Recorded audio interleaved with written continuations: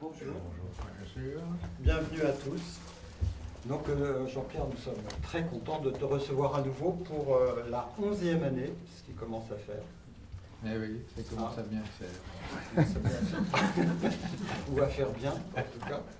Et pour un beau titre, La puissance de la fiction. Alors, en l'absence de Martine Luzardi, donc, qui est la directrice du lieu, je suis chargé de vous accueillir et de dire quelques mots. Alors, ce titre, celui-ci m'a fait un petit peu penser, m'a fait penser à certaines choses. La puissance de la fiction, ça m'a fait penser à deux psychanalystes, Maud Manoni d'une part et Anne Dufour-Montel d'autre part. Anne Manoni parce qu'elle a écrit le livre La théorie comme fiction. Et dans ce livre, on montre qu'on a beau essayer de capter la réalité, elle échappe toujours. La carte ne correspond pas au territoire. Il y a toujours un décalage. Et ce décalage, il est propice à quelque chose, à une émergence, et peut-être justement à la force de la fiction. Une deuxième femme qui était formidable et qui est hélas décédée, Anne Dufour-Montel. Et Anne Dufour-Montel a écrit un autre livre qui s'appelle La puissance de la douceur, qui est un très beau livre, et un autre livre qui est remarquable, L'éloge du risque.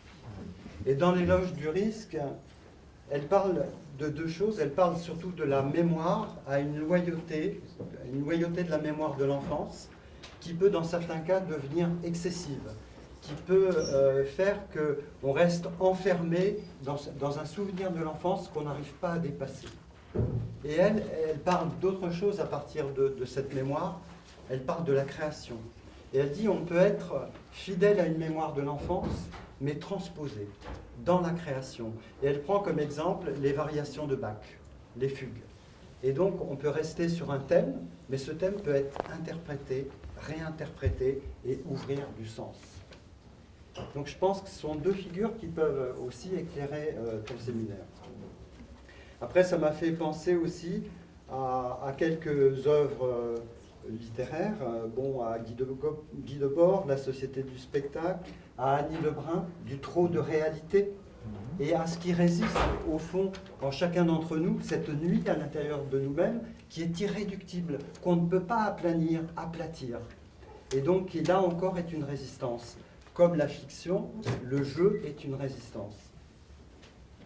Ça m'a fait penser aussi à un autre auteur, Albert Cossery. Albert Cossery, c'était un très bel écrivain qui a vécu à Paris, d'origine égyptienne, et qui, dans ses récits, fait référence à des sociétés totalitaires d'Afrique du Nord, mais un petit peu réinventées. Et ceux qui vont en fait ouvrir et mettre un grain de sable dans la mécanique, ce sont des gens qui sont facétieux. Donc à un certain moment, il y a un personnage qui met un nez de clown et qui va ridiculiser tous ces tenants du pouvoir. Et donc peut-être que ça vient aussi résonner avec ton séminaire. Et une dernière référence, que là je suis en train de lire un très beau livre de Jean-François Billetter sur Chuang Tzu.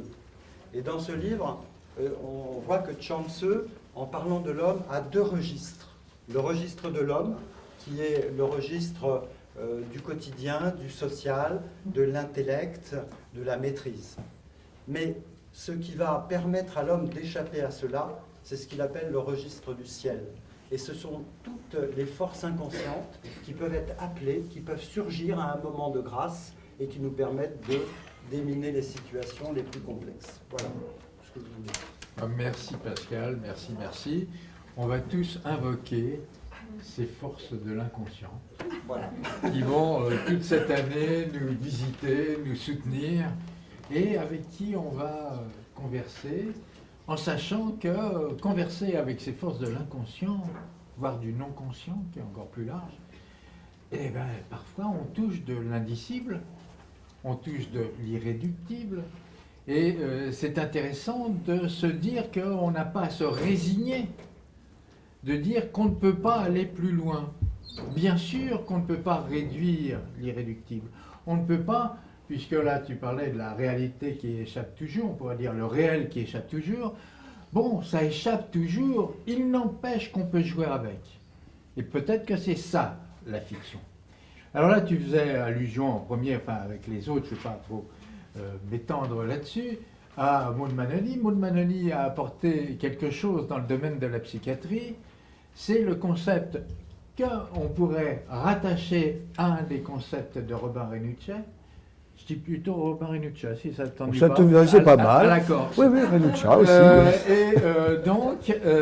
Oui. Qui est le concept de nomadisme. Parce que Maud Manoni, ce qu'elle a apporté dans le monde de la psychanalyse, c'est qu'il n'y avait pas forcément un endroit, un ancrage dans une institution avec des murs, mais une circulation entre différents endroits, dont entre autres, évidemment, à Monoblet. Là, en effet, alors, l'imagination au pouvoir. Tu avais 12 ans, j'avais 29 ans. Lorsque on a scandé l'imagination au pouvoir, vous voyez à quel moment. Bien. Et peut-être, justement, ce qui est intéressant actuellement, c'est qu'il y a de l'imagination au pouvoir, et là, tout ce qui est écrit, tout ce qui est brandi, tout ce qui est écrit dans le dos de certains, hein, il y a même un bouquin de 365 photos de plein de dos de ce qu'il y a derrière les gilets, eh bien, c'est de la rêverie.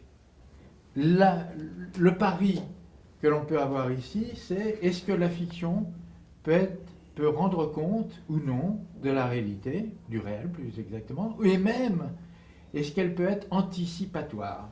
C'est un peu ce qu'on va voir. Donc, vous avez le trop de réalité. Là, il y a Philippe Cadic qui dit cette chose absolument magnifique. La réalité objective n'est que le produit d'un raisonnement destiné à formuler l'universalisation hypothétique d'une multitude de réalités subjectives. C'est-à-dire, oui, la réalité objective, on peut peut-être mettre un doute. Voilà, enfin, vous verrez, là, à la billetterie. Merci Pascal, tu ne peux pas rester évidemment. Parce je vais rester un peu parce que ça m'intéresse. Ah bon, d'accord.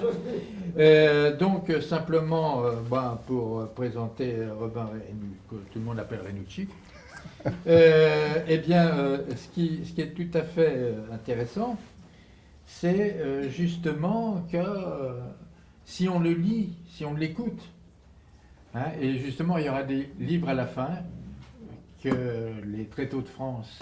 Enfin, si c'est acheté, c'est pour les Tréteaux de France qui nous a envoyé quelques livres, si vous voulez les acheter.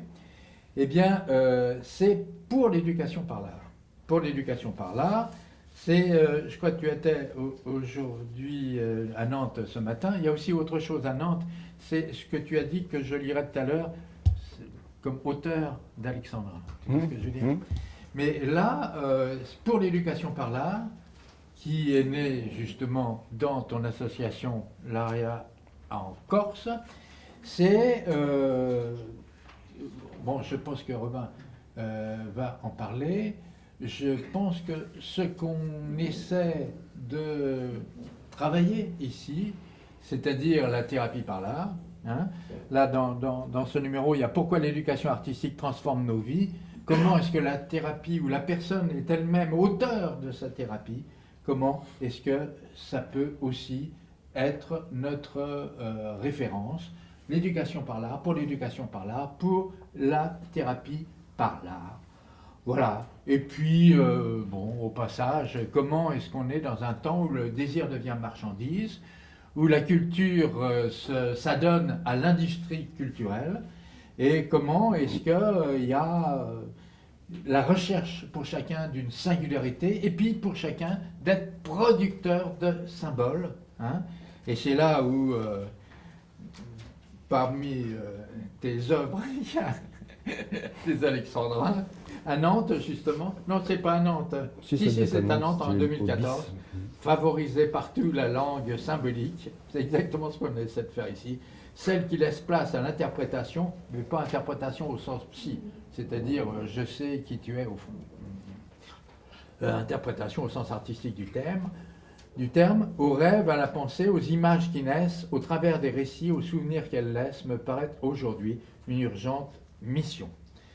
Voilà, comment partir de l'humain, comment être producteur de symboles, y compris de faire exister l'invisible, c'est aussi ce qui nous meut, c'est-à-dire la référence certes aux lumières et à la raison, mais aussi la raison qui est indissociable du rêve qui l'accompagne et des rêveries à l'état vigile.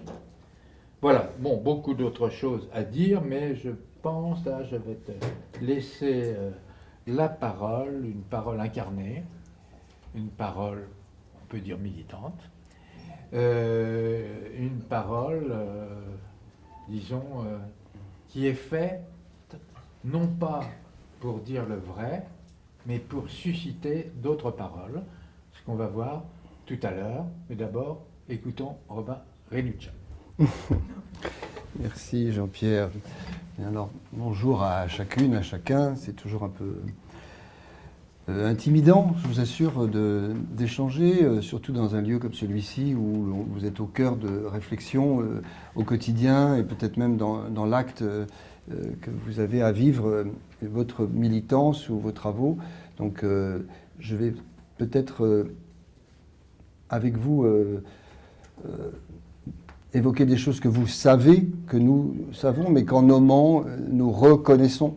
Voilà, nous nous reconnaissons, nous réapprenons, parce qu'en les nommant, ces choses ou ces pensées, elles nous construisent, elles nous travaillent.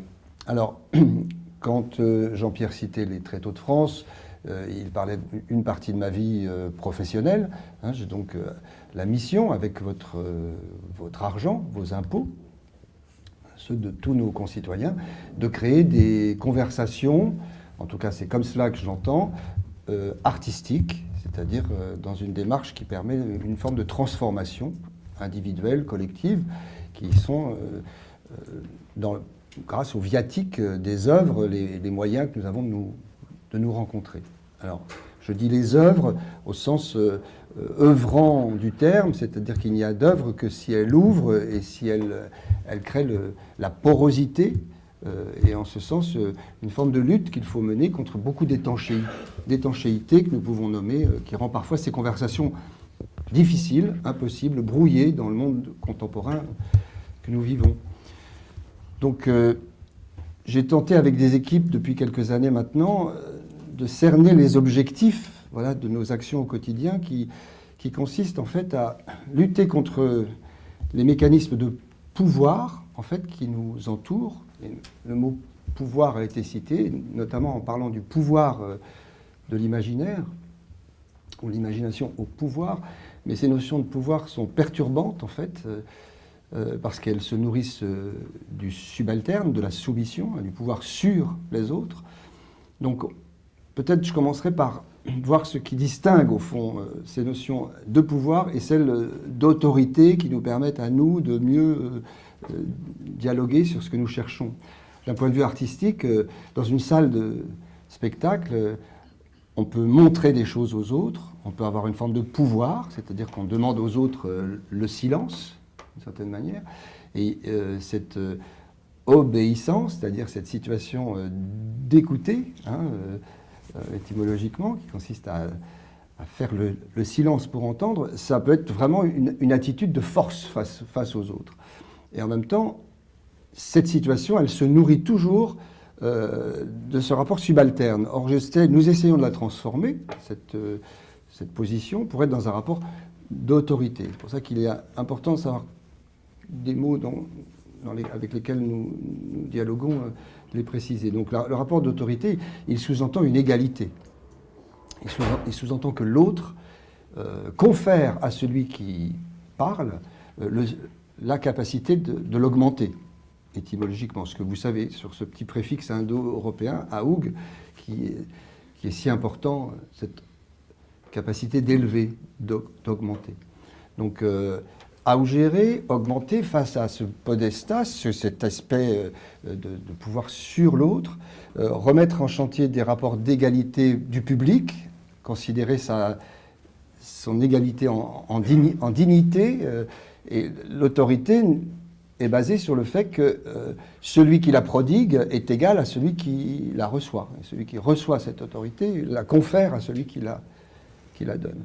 Donc c'est un peu ce qui se passe sur les plateaux de théâtre si les choses sont évoquées comme ça. Or, ce n'est pas toujours ce qui se passe. Vous savez que les artistes le pouvoir de l'artiste engendre souvent une parole qui est de l'ordre du signe, c'est-à-dire un émetteur, un récepteur, avec beaucoup d'éléments qui viennent violemment, souvent violemment, sonorement, ou dans un pouvoir même de l'image aujourd'hui. Alors là, il est question de pouvoir, puisque ce pouvoir se nourrit beaucoup du visible, justement, et de tout ce qui est très volontaire. Donc voilà, nous essayons, par le champ symbolique, c'est pour ça que nous parlons de champ symbolique, au sens aussi étymologique, c'est-à-dire ce qui se met ensemble, symbolon, ce qui fait que ce qui n'est pas présent est donné à voir, voilà. Faire exister ce qui n'est pas présent, par cette assiette qui se casse en deux et dont on garde un morceau et qui fait exister la partie manquante. Ce champ symbolique-là, c'est le champ du théâtre, c'est-à-dire le champ de l'invisible, au fond, qui sous-entend que la parole est partagée. Voilà. C'est ce que dit Montaigne, la parole est de moitié à celui qui la prend et à celui qui l'écoute. Il faut pour cela que celui qui l'écoute soit élevé. Et il n'y a d'auteur, toujours avec ces termes d'autorité et d'autoritas, que d'auteur qui augmente, au fond. Si un auteur n'élève pas, il n'est pas auteur. Il est écrivain éventuellement, mais il peut avoir une forme de pouvoir justement sur les autres. Le livre ou la parole comme l'écrit peuvent être rabaissants, tout simplement, au lieu de élevant. Alors c'est un peu sur ces notions-là que nous travaillons, nous tournons, dans des actes très concrets. J'étais hier soir donc à Nantes, dans un quartier de Nantes, où nous avons joué La guerre des salamandres, qui est une pièce de Karel Čapek, qui est écrite en 1936 et qui raconte, dans la vision d'un poète, ce que deviendra le monde dans les 80 ans ou 100 ans qui viennent. Et il nous raconte, en fait, si vous connaissez ce texte ou si vous allez le voir, La guerre des salamandres, je vous conseille de lire ce roman d'anticipation qui consiste dans la fiction, justement. C'est-à-dire dans la... Qu'est-ce que dit fiction étymologiquement aussi? C'est veut dire façonner l'imaginaire. Fictionner, c'est façonner. C'est une forge, c'est construire de l'imagination. Il construit de l'imagination pour résister au réel. Voilà, résister au réel. Et c'est ce qui était évoqué tout à l'heure, cette résistance au réel qui par les biais de la fiction, de l'invention, permet la découverte,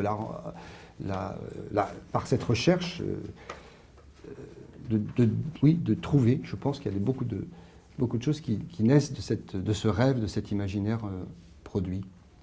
Donc nous jouons régulièrement en ce moment ces textes. Ce sont toujours des textes œuvrants, en ce sens qu'ils ont pour mission de conscientiser, ils ont pour mission de développer l'esprit critique.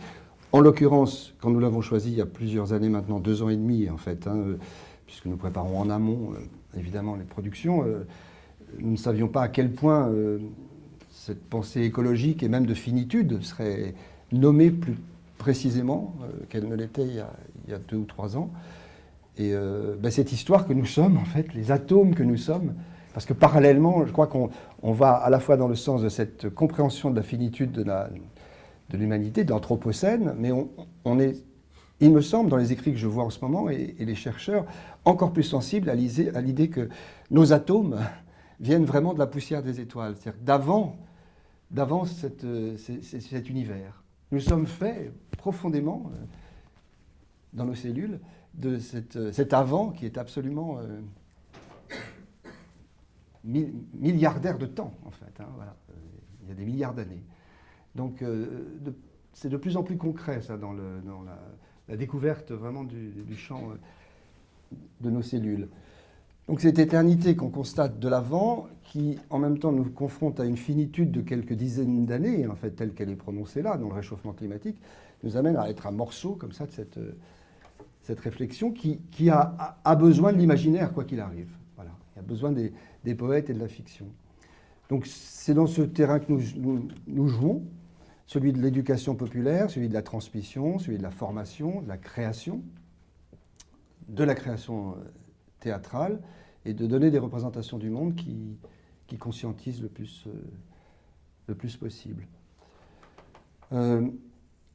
Donc cette égalité, cette, fiction constituante au fond, de nommer l'égalité. L'égalité n'existe pas. Nous ne sommes pas égaux de fait. Il y a des gens en meilleure santé que d'autres.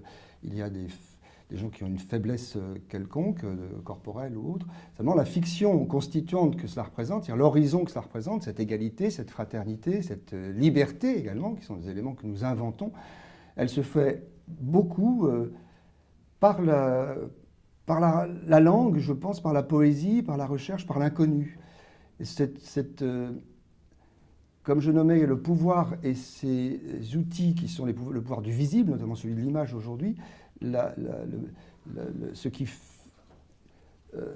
nourrit l'autorité, c'est sans doute l'invisible. C'est sans doute ce qui n'est pas présent. L'autorité se nourrit véritablement de l'invisible. Quand le pouvoir se nourrit du visible, notamment de l'image.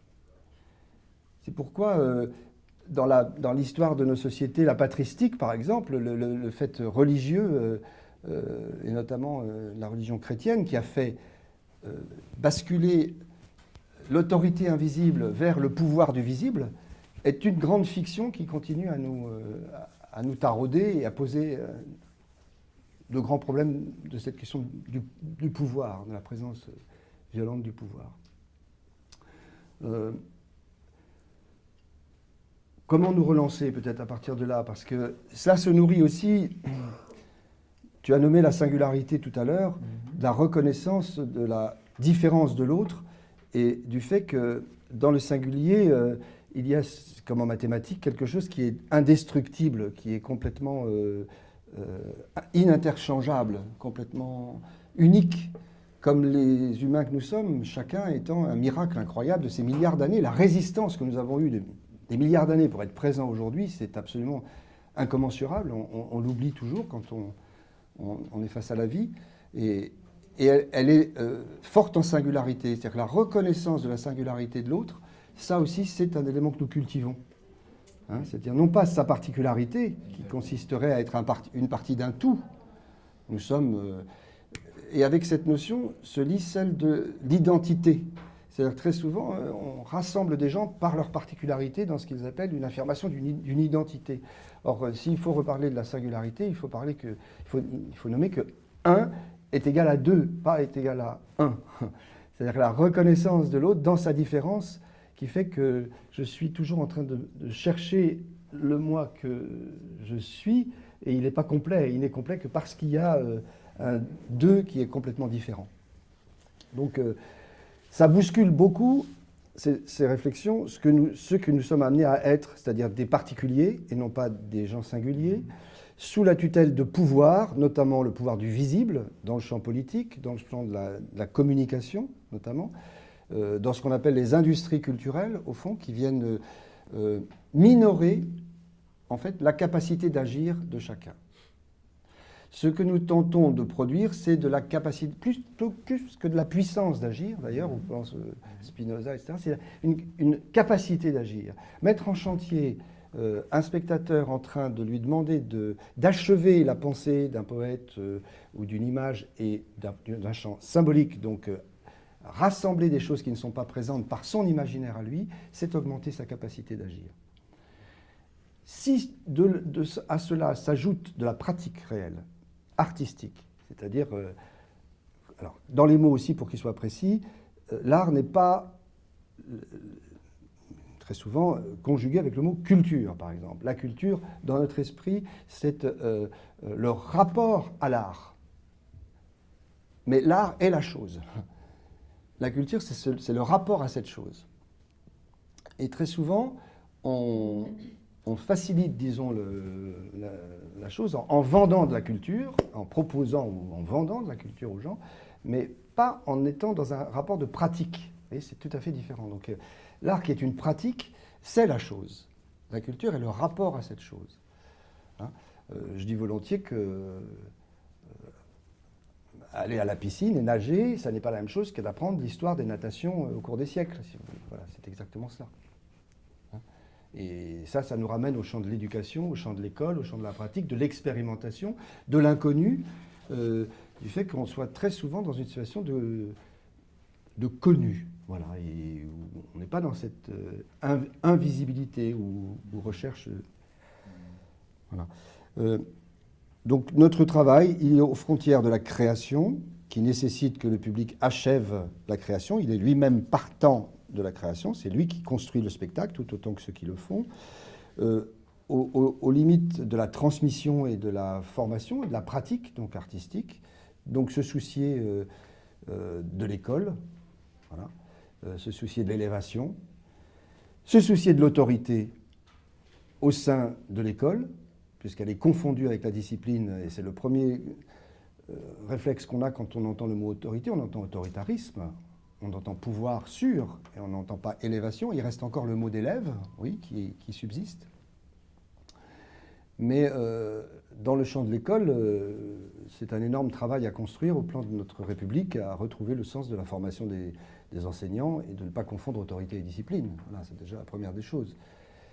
Et la langue, en dernier lieu, qui est vraiment, par le langage, le champ symbolique suprême, au fond, comme le dit Benveniste ou Jacobson, l'endroit de la symbolicité, parce que la langue est en soi symbolique. Les mots donnent à entendre, donnent à voir, à imaginer, et créer cette fiction d'égalité, donc à construire entre nous, qui est un horizon toujours renouvelé. Alors, ça, c'est au quotidien. Alors peut-être se donner des exemples ou échanger ensemble à un moment, parce que ce sera le meilleur moment, je crois, dans des échanges, pour ne pas ne prendre que la parole d'un côté. Je citais Montaigne, voilà. Et tu aimais Condorcet aussi, parce que je sais que la question des Lumières, elle se pose. Enfin, j'ai un grand espoir, moi, en ce moment, dans notre société, sur le fait que nous soyons français. Voilà, nous soyons français et que nos Lumières n'aient pas encore abouti, car elles ont été supplantées par les Lumières anglaises. Elles ont été supplantées par Adam Smith, au fond, qui est un autre endroit des philosophies anglaises. Et la philosophie de Kant, et être auteur de soi, puisque la question de l'autorité, elle est là, hein, être auteur de soi, et qu'il n'y a d'autorité que ce qui augmente l'autre et qui rend l'autre capable d'être auteur lui-même, est contredit aujourd'hui par les Lumières anglaises, qui se sont basées sur le commerce, en fait, le commerce notamment financier et économique. Donc Condorcet reste complètement d'actualité, l'éducation populaire reste d'actualité.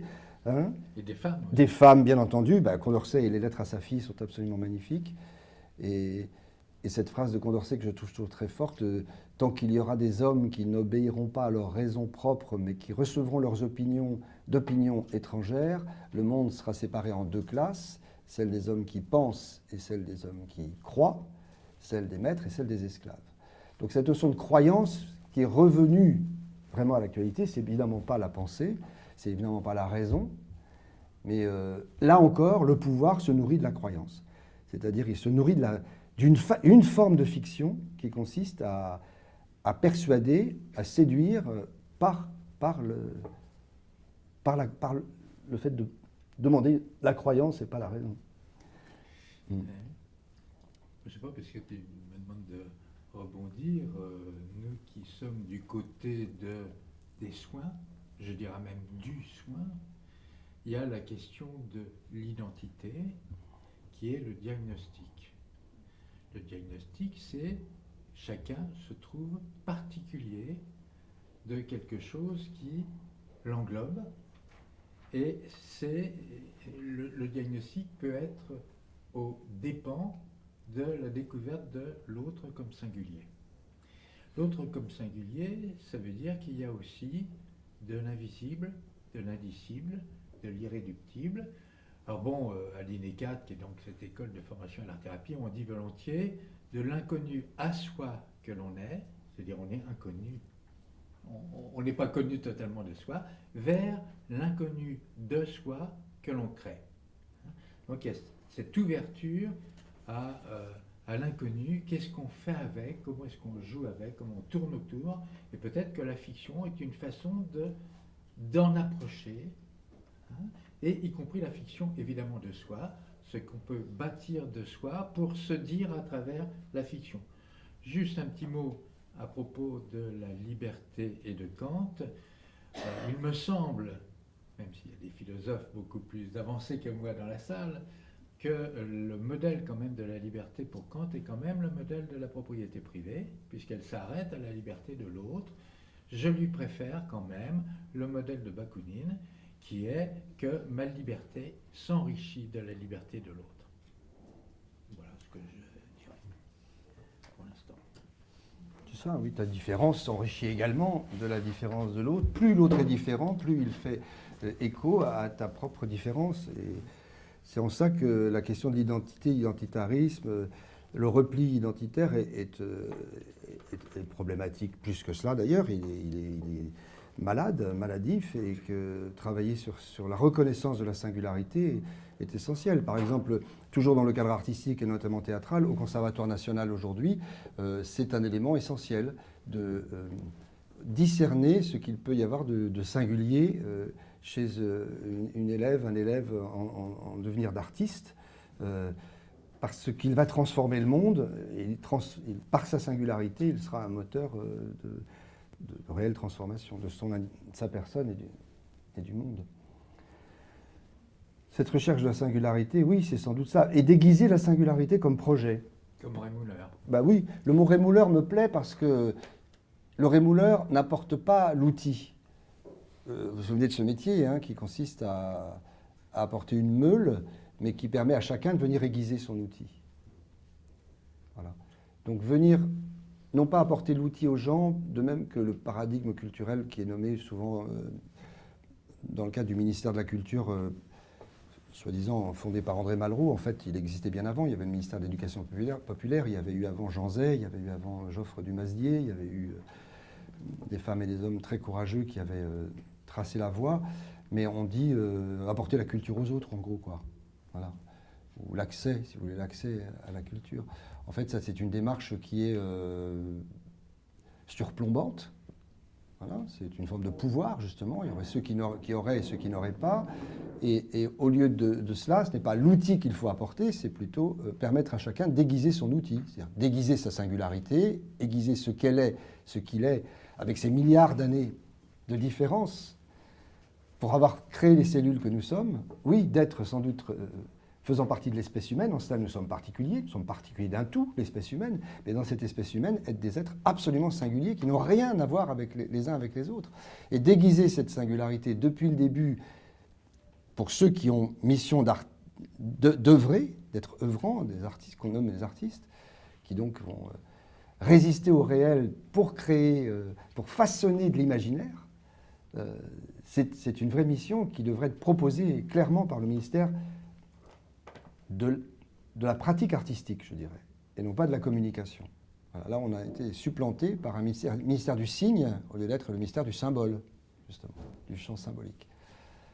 Donc ce ministère du signe a pris le dessus, la communication a pris le dessus, et notamment le pouvoir de l'image. Voilà. C'est pour ça que j'ai nommé la patristique chrétienne, parce que c'est le grand tour de passe-passe, on peut dire, qui s'est produit entre faire exister cette autorité de l'invisible au pouvoir du visible, au pouvoir de l'image, de l'économie de l'image. C'est le même mot d'ailleurs, économia, économie, c'est le même objet, cette image, ce pouvoir d'avoir fait par la religion, et qui est propre notamment à la chrétienté, puisqu'il y a encore des religions où représenter Dieu n'est pas possible. Et là, les industries culturelles sont problématiques aujourd'hui parce qu'elles viennent, je crois, éroder la singularité. Elles uniformisent.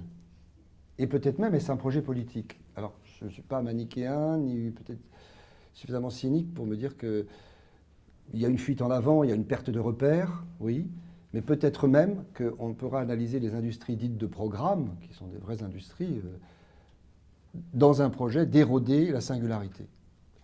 En érodant la singularité, on minore la capacité de découverte de l'inconnu, de recherche, d'élévation, oui, au profit d'une uniformisation qui écrète, disons, les singularités et qui font que la masse est davantage canalisable. Donc nous passons tout de même notre temps, lorsque tu disais, Jean-Pierre, dans la militance, oui, à agir concrètement pour augmenter la capacité d'agir de chacune, de chacun, cela depuis l'enfance, donc dans le cadre de l'éducation artistique et culturelle, c'est comme ça qu'on la nomme, mais j'aime pas du tout les termes, parce que qu'est-ce que c'est qu'une éducation qui ne serait pas culturelle? Franchement... La militance, c'est un mot qui date de 1938, qui est antérieur au militantisme, oui, qui est en relation avec les partis. La militance, un très beau mot, je trouve. En tout cas, passer du temps sur les quelques 730 000 heures que nous avons donc à vivre en moyenne pour faire 80 ans, à être reçu, enfin, avoir une grande gratitude. Voilà. Moi, j'ai eu vraiment cette gratitude très jeune parce que j'ai ressenti, en sortant d'un milieu très aliénant, en fond, grâce à l'éducation populaire et à des femmes et des hommes qui m'ont transmis des valeurs d'égalité, c'est celle dont je parlais, dans leur autorité, de reconnaître qu'il y avait cette égalité de celui à qui l'on prodigue l'autorité, qui m'ont donné envie ensuite de transmettre et de tenter maladroitement toujours, parce que je ne suis ni philosophe, ni écrivain, et je me méfie du mot auteur, puisque j'ai une grande noblesse, enfin l'idée du mot auteur, encore une fois, celui qui augmente, à pratiquer au quotidien, en tout cas, cette conversation entre nous, voilà, entre citoyens. Il y avait une question ? Oui, c'est Oui. parce qu'après j'ai oublié. Ça me fait penser un peu à ce ne leur donnez pas de poisson, apprenez-leur à pêcher. Oui, tout à fait. C'est ça, c'est le chinois Confucius. Oui, tout à fait, oui. C'est ça. Ben oui, bien sûr. Voilà, c'est tout. Oui, mais certainement, oui, oui. Le rémouleur, et c'est cela, oui, celui qui n'apporte pas Ça, c'est l'outil. une parabole, Oui, oui, mais exactement. Exactement. c'est tout. Et nos sociétés, je crois aussi que la transmission, enfin, Bernard Stiegler, que vous connaissez, travaille beaucoup sur ces questions, de la technique et de l'évolution et de l'émancipation, évidemment, nomme très bien voilà, ces industries qu'on dit de programmes qui viennent détrôner, déstructurer le champ de la transmission, en fait. Voilà, les courroies de transmission. C'est un objectif, sans doute, notamment dans le cadre de la publicité. On a pu relever pas mal d'éléments publicitaires qui sont absolument abominables, hein, qui viennent détruire le champ familial, qui d'emblée ciblent, puisque ce sont des mots souvent guerriers, le consommateur en nommant que le grand-père est idiot ou le père est idiot, au fond, quoi. Donc, et que l'enfant en sait plus puisqu'il a M6 ou autre chose. Ou une chaîne de télévision.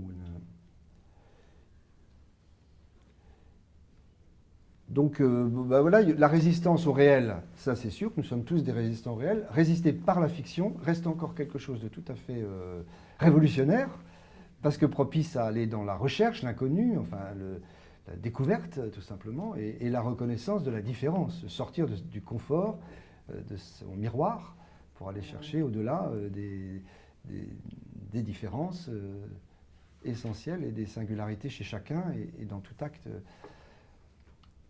Parallèlement, des actions politiques très très menées par cette opposition à cela, au fond, je crois, sur le sidérant, hein, le sidérant dans l'art, le sidérant dans les volumes qui sont proposés, que l'on nomme œuvres, mais qui ne sont pas œuvrantes, enfin qui ne spéculent pas en tout cas sur le fait que l'œil fait lui-même ou construit. C'est imposé. Donc si un artiste n'est pas auteur, augmentateur, dans mon esprit, il n'est pas artiste. Et beaucoup de gens aujourd'hui se nomment artistes, ou bien on provoque la naissance d'artistes sous prétexte qu'ils fabriquent quelque chose, présenté, montré plutôt même aux autres.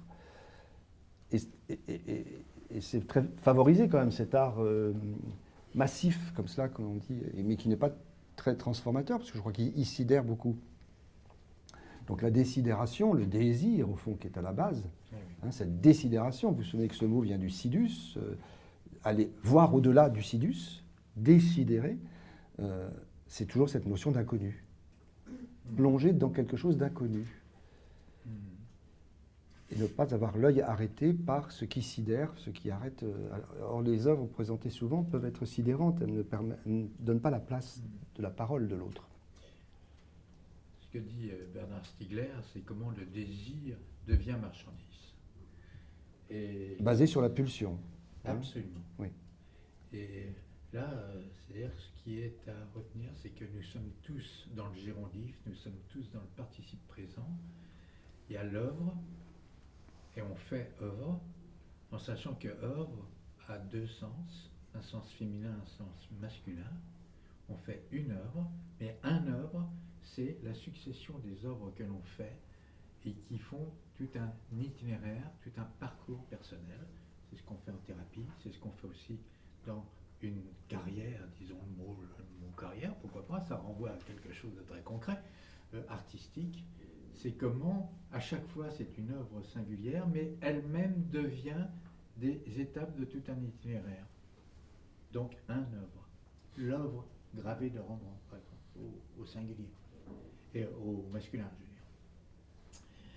Et cet entretien de la pulsion dont tu parles, qui dans le monde marketing et consumérisme, bon, je ne l'apprends pas, vous le savez tout cela, mais c'est bien de le rappeler, de ne jamais être dupe, au fond, de toujours dire que nous ne sommes pas dupes et que comment, ce qui se pose en ce moment pour moi comme problématique, quand je rencontre les gens, puisque je visite beaucoup l'ensemble de la France, j'aime pas le mot de territoire parce qu'il est devenu tellement aberrant, au fond. En tout cas, des terres sensibles avec des gens qui vivent là, qui sont sidérés, qui sont asphyxiés, qui ne savent pas comment, mais qui, malgré tout, sont les premiers consommateurs de ces industries dites culturelles, qui n'ont rien de culturel, puisqu'elles n'élèvent pas. Culturelles voudrait dire elles cultivent, elles élèvent. Et comment une culture peut être intoxicante? Enfin, c'est ça qui est aberrant. C'est comment on peut provoquer des objets intoxicants, les soutenir à ce point-là, les financer. Il y a une dichotomie complète, vous voyez, dans notre ministère de la Culture. C'est très difficile, quand même. Donc, nos concitoyens ne connaissent pas assez les outils de l'art parce qu'on les en a dépossédés, au fond. Ils pensent que ce sont des outils culturels. Et comme la culture, c'est tout ça, et que c'est le vedettariat, c'est-à-dire que l'utilisation du connu, le comble étant quand même l'imitateur, par exemple. L'imitateur, c'est celui qui va dans une communauté repliée sur elle-même, puisqu'elle va reconnaître la personne qu'on est en train de singer, en fait. On est en train de la caricaturer, on dit « Ah oui, c'est un tel, une telle ». Donc c'est toujours dans un microcosme, c'est jamais universel, c'est toujours lié à la... Donc cette reproductivité standardisée du connu, dans lequel on est dans le champ culturel qui nous est proposé la plupart du temps, enfin une culture qui est officialisée. Et c'est très dur pour nous dans les centres dramatiques nationaux, par exemple, donc, puisque je préside cette association, qui sont des lieux de création, qui sont difficiles à admettre, à comprendre. C'est-à-dire que c'est de l'argent dépensé à chercher des œuvres, donc déjà à chercher, et comme aller chercher Karel Čapek, que nous connaissons pour certains, bien pour d'autres, et pas du tout pour la majorité, qui va parler en 1936 de son époque, des montées nationalistes, et en même temps prévoir la finitude de l'Anthropocène, on appelle ça aujourd'hui comme cela. C'est de l'inconnu, c'est chercher, c'est ne pas trouver, évidemment, c'est lire beaucoup. Et donc un centre dramatique, c'est un lieu où on fabrique des œuvres fictionnelles qui ne sont pas standardisées, qui ne sont pas reproductibles, ni reproduites, et avoir de l'argent pour cela, parce que c'est, encore une fois, l'argent de nos concitoyens. Je veux dire que c'est une des questions qui m'a été adressée avant ce soir, qui est justement, est-ce que tu peux décrire de façon très concrète l'engagement, en particulier des centres dramatiques, et comment ce que tu annonces comme politique générale, je dirais, comme principe, se trouve vraiment à l'œuvre, c'est comme le dire, dans ton action ou l'action d'autres dans les centres dramatiques nationaux. Oui. Ou Tréteau, ou alors... Oui, enfin... J'ai tenté de vous dire un peu, mais c'est difficile, les mots sont durs, et puis c'est dur à 2h30 de l'après-midi de mettre en chantier tout ça et de chercher, encore une fois, je ne suis pas une conférence, je suis là pour parler avec vous, mais c'est vraiment ma conviction, celle-là, c'est-à-dire que nous sommes le public, nous sommes ces citoyens qui ont besoin de la fiction pour représenter le monde et pour le faire avancer, en gros, hein, donc l'inventer.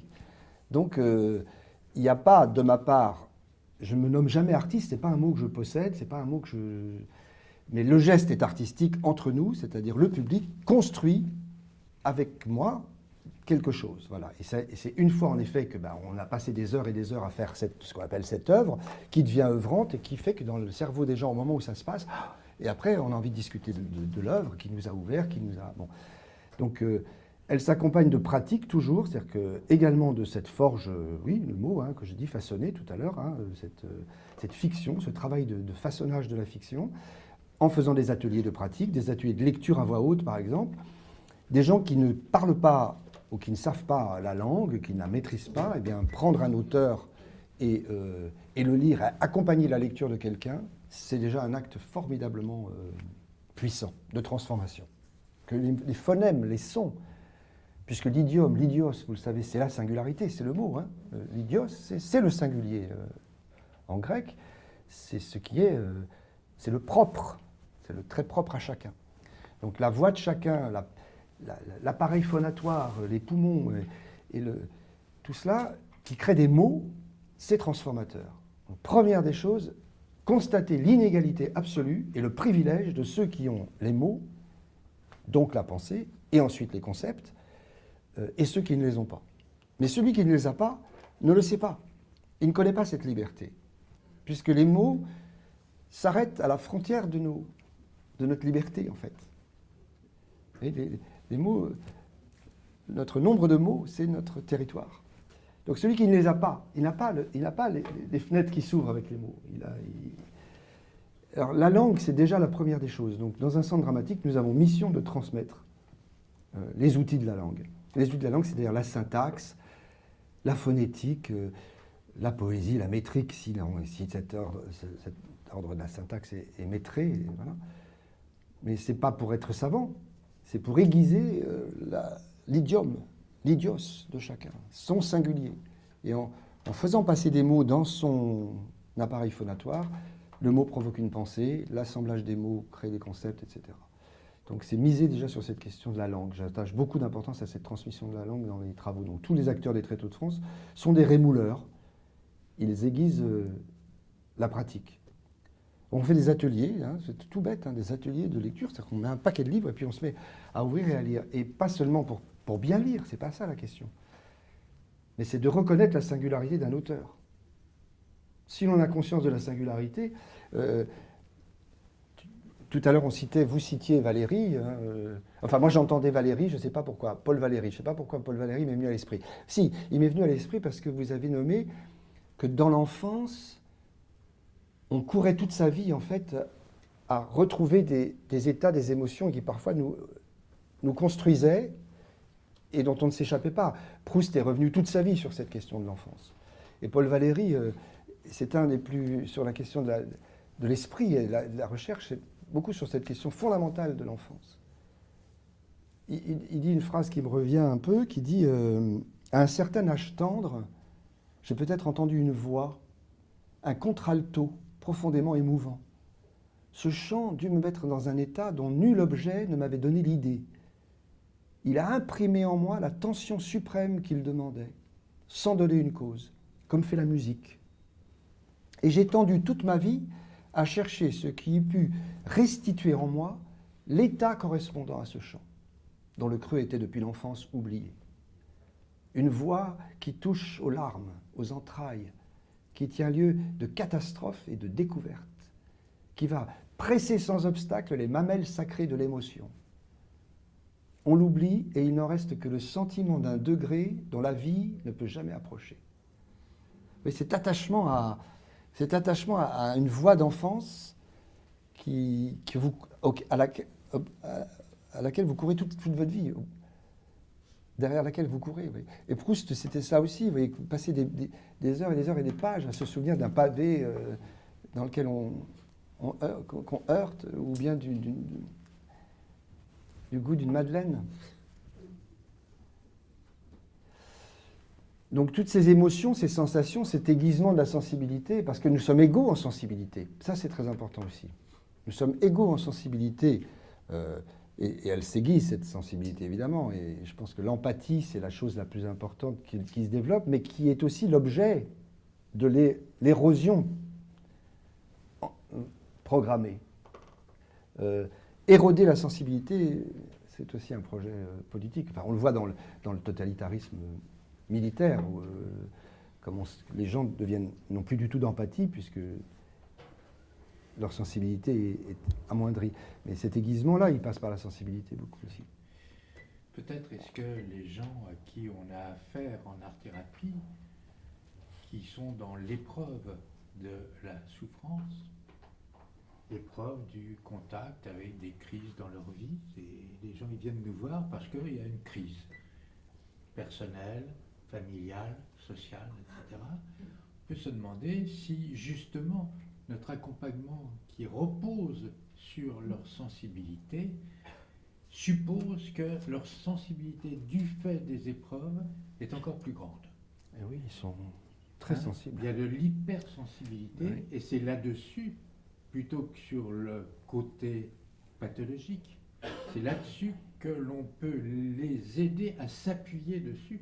Non pas qu'on s'appuie nous, mais qu'on peut les aider à s'appuyer sur ces trésors de sensibilité grâce, je dirais presque, aux souffrances, à la pathologie, ce qu'on appelle la pathologie, et puis aussi ce qu'on appelle les réactions de défense, c'est-à-dire qu'il faut bien comprendre que l'autre est constructeur avant notre rencontre de ses propres défenses contre l'innommable, contre la catastrophe, contre ce qui risque de l'envahir, ce qui risque d'imploser. Et savoir qu'il y a en empathie notre sensibilité en relation avec la sensibilité de l'autre, qui est peut-être justement exacerbée, ou aussi qui dans notre métier s'exacerbe à force d'être dans les épreuves des autres, et puis aussi personnelles, bien entendu, eh bien c'est peut-être là-dessus, cette intersubjectivité, on pourrait dire aussi presque intersensibilité, sur lesquelles et lui et nous, on s'appuie pour faire œuvre ensemble. C'est du soin, oui, oui. C'est du soin. C'est du soin. Et l'art est un soin, la politique devrait être un soin, l'éducation devrait être un soin, c'est tout le domaine du soin, c'est l'attention portée à l'autre et l'empathie qu'on peut avoir pour l'inégalité, au fond, pour tenter de pallier à l'inégalité. Parce que nous sommes égaux en sensibilité et profondément inégaux de toute manière, foncièrement. Donc c'est là qu'est le problème politique, au fond. Ce choix de l'amour suisse pour soi ou l'amour pour les autres. Il faut aussi se protéger quand même. Ah ben oui, ben le premier étant l'autre en soi-même. Par rapport à ce que vous dites, je suis obligée d'intervenir, Oui. on est bien obligé de se protéger aussi. Quand il y a trop de problèmes chez les autres, quand on n'est pas thérapeute et que c'est pas son métier, on doit se protéger aussi. Oui, oui, bien sûr. Ben, c'est prendre soin de l'autre, de cet autre-là qui est bien malade et bien souffrant, et bien sûr, oui. Quand on est acteur, il y a justement un peu ce que Camus développe, mais quand on est acteur, est-ce qu'il n'y a pas justement à travers tous les personnages, toutes les réinventions des personnages, les recréations des personnages, la rencontre avec ces multiplicités, c'est-à-dire que ce n'est pas une identité une fois pour toutes, mais c'est quelque chose qui dépasse l'identité avec sa sidération et son étiquetage, à fréquenter tous ces personnages, y compris des personnages monstrueux. Ben, c'est sans doute le plus intéressant d'ailleurs, puisque Oui. c'est l'humanité. Donc plus c'est loin de soi, et plus c'est intéressant à fictionner, à inventer. Après, la question, c'est l'écriture, c'est la qualité de l'écriture et le projet de l'écriture. Est-ce que c'est un projet augmentateur, où il y a des auteurs, un auteur, une autrice, avec ce qu'on a évoqué tout à l'heure, c'est pour ça que j'ai insisté sur cette question de l'autorité, s'il n'y a pas cette volonté d'élever, ça n'est pas un auteur. Mais il y a beaucoup d'écrivains, de scénaristes, tout ce qu'on veut, qui n'ont pas de projet d'élever. Alors après, se pose la question dans quel cadre on travaille. Si c'est dans le service public, comme le soin, comme l'hôpital, comme l'école, on se doit d'être dans le soin, si vous voulez. Oui, c'est cette question-là qui se pose. C'est où la mutualisation de nos moyens et la répartition de nos richesses, ou bien au contraire, dans le cadre de la jungle de l'univers individualiste, qui est une proposition politique aussi, de ne pas se soucier de l'égalité. Et là, on enclenche des situations de pouvoir et de domination et de soumission, etc. Moi, je suis un défenseur du service. Quand je vous parle, c'est par rapport à ma mission de service public. C'est-à-dire quand je vous l'ai dit, j'ai commencé comme ça, c'est notre argent, ce sont vos impôts. Donc, qu'est-ce que je fais où je me fais plaisir en étant un artiste ou je ne sais quoi, en montrant mes œuvres sidérantes, alors je caricature, mais ou bien je me dis que je vous dois, ou je me dois d'être dans cette mission de soin et de réfléchir et de construire et de mettre des actes derrière les mots pour créer cette chaîne citoyenne d'élévation. C'est pour ça que ça ne me fait pas peur de parler d'élévation permanente. Le bien public. Oui, de bien commun, de république aussi, hein, de choses publiques. Dans cette fictionnalité constituante que j'ai nommée, égalité, fraternité, liberté. Ça n'existe pas. Ça consiste, vous voyez, sur la question du sens. Hein, ça s'invente, ça consiste, c'est un horizon. C'est un horizon, l'égalité. Mais elle n'est pas de fait. Donc mettre notre argent ou nos moyens ou notre énergie à construire de l'égalité, ben, c'est très concret. Qu'est-ce qu'on fait? Comment on forme un enseignant? Ou en tout cas, comment un enseignant se forme? Est-ce qu'il est un enseignant? Le mot est peut-être un peu... Est-ce qu'il est là pour montrer les enseignes? Ou est-ce qu'il est là pour être un pédagogue? Ou accompagner, élever, un tuteur? Bon, là, le tuteur de l'élévation. Faire autorité dans le sens réel. Construire ce lien d'autorité qui, encore une fois, est basé sur l'égalité entre les êtres. Ou des notions de pouvoir. Et il y a une confusion absolue politique, hein. C'est-à-dire dans les mots des gens. Vous voyez, pouvoir d'achat, le mot pouvoir, je ne suis pas en révolution contre le mot pouvoir, mais j'ai juste envie de resituer son étymologie, ce qu'il veut dire et ce que veut dire son corollaire autorité. Voilà. Baser des champs d'égalité, ce n'est pas la même chose. Or, notre République, on ne travaille pas là-dessus, puisqu'on ne sait pas discerner en effet ce qui élève et ce qui rabaisse, intoxique, aliène. Et quand même, on le favorise, on le finance, Mais dans une mission de service public, eh bien, je suis obligé que ces préceptes soient accomplis au quotidien. Ça demande au quotidien, quand on va au travail le matin ou quand on revient d'une soirée, d'un lieu, de ce qu'on a fait avec le public, avec ce qu'on nomme public, c'est d'avoir pensé à ça. Qu'est-ce qui s'est passé? Il y a un cahier des charges et une passion aussi, enfin voilà, au-delà de ça, et entraîner de jeunes artistes à devenir cela aussi. Or, il n'y a pas, dans notre ministère de la Culture aujourd'hui, je n'ai pas peur de le dire, de politique dans ce domaine. Un artiste, c'est quelqu'un qui fait des choses, en gros, quoi, qui fait des choses, des œuvres. Mais la réflexion n'est pas tenue. En tout cas, dans le service public, quoi, par exemple. Peut-être que tu peux revenir aussi sur ce que tu as écrit au ministre de la Culture. Est-ce qu'il faut attendre 60... Est-ce qu'au bout de 60 ans, c'est le moment de mourir? On a que c'était les 60 ans du ministère de la Culture. Et comment est-ce que la décentralisation, c'est-à-dire une certaine autorité remise dans les mains des préfets, peut décider d'une politique culturelle d'un département, d'une région, etc., plutôt que l'État comme dépositaire, justement, de cette augmentation pour tous. C'est un peu ce que j'ai compris. Oui, de ce que oui, tu as écrit, c'est en 2018, justement, en Corse. Oui, ben nous tentons que la parole soit forte au plus haut sommet de l'État, que notre président de la République incarne cette autorité-là, c'est-à-dire pas le pouvoir, mais cette autorité.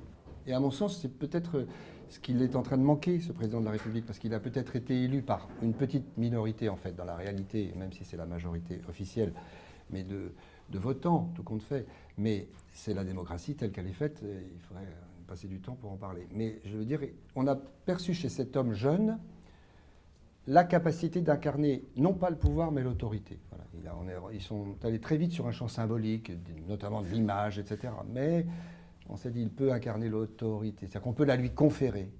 Et puis très vite, cette autorité s'est transformée en fait en pouvoir, et puisque l'autorité, le foyer en est celui qui la reçoit et qui la confère, eh bien, progressivement, nos concitoyens se détournent de cette incarnation, à mon sens, de l'autorité, pour ne constater que la violence du pouvoir, en fait.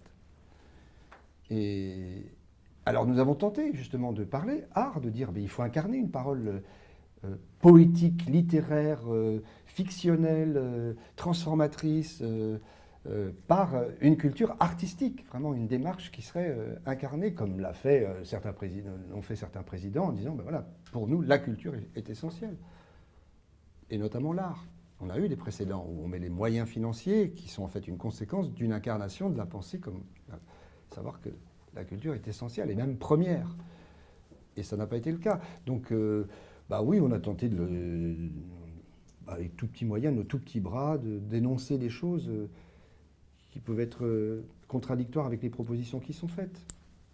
Comme notamment ne pas reconnaître la singularité de ceux qui forment les citoyens français, qui sont tous singuliers de par le fait de lieu où ils habitent et les actions qu'ils mènent dans le champ associatif, dans le champ professionnel, là où ils sont, et de ne pas les reconnaître, d'appeler des zones blanches des territoires de France, sous prétexte que les équipes ministérielles des services déconcentrés n'ont pas repéré ces endroits-là, où ils ne sont pas répertoriés, oui, alors qu'il y a des tas de petites villes ou villages où il se passe des activités associatives, mais très puissantes, où il y a un lien social très très fort, et de créativité, mais incroyable, que vraiment je les vois tous les jours.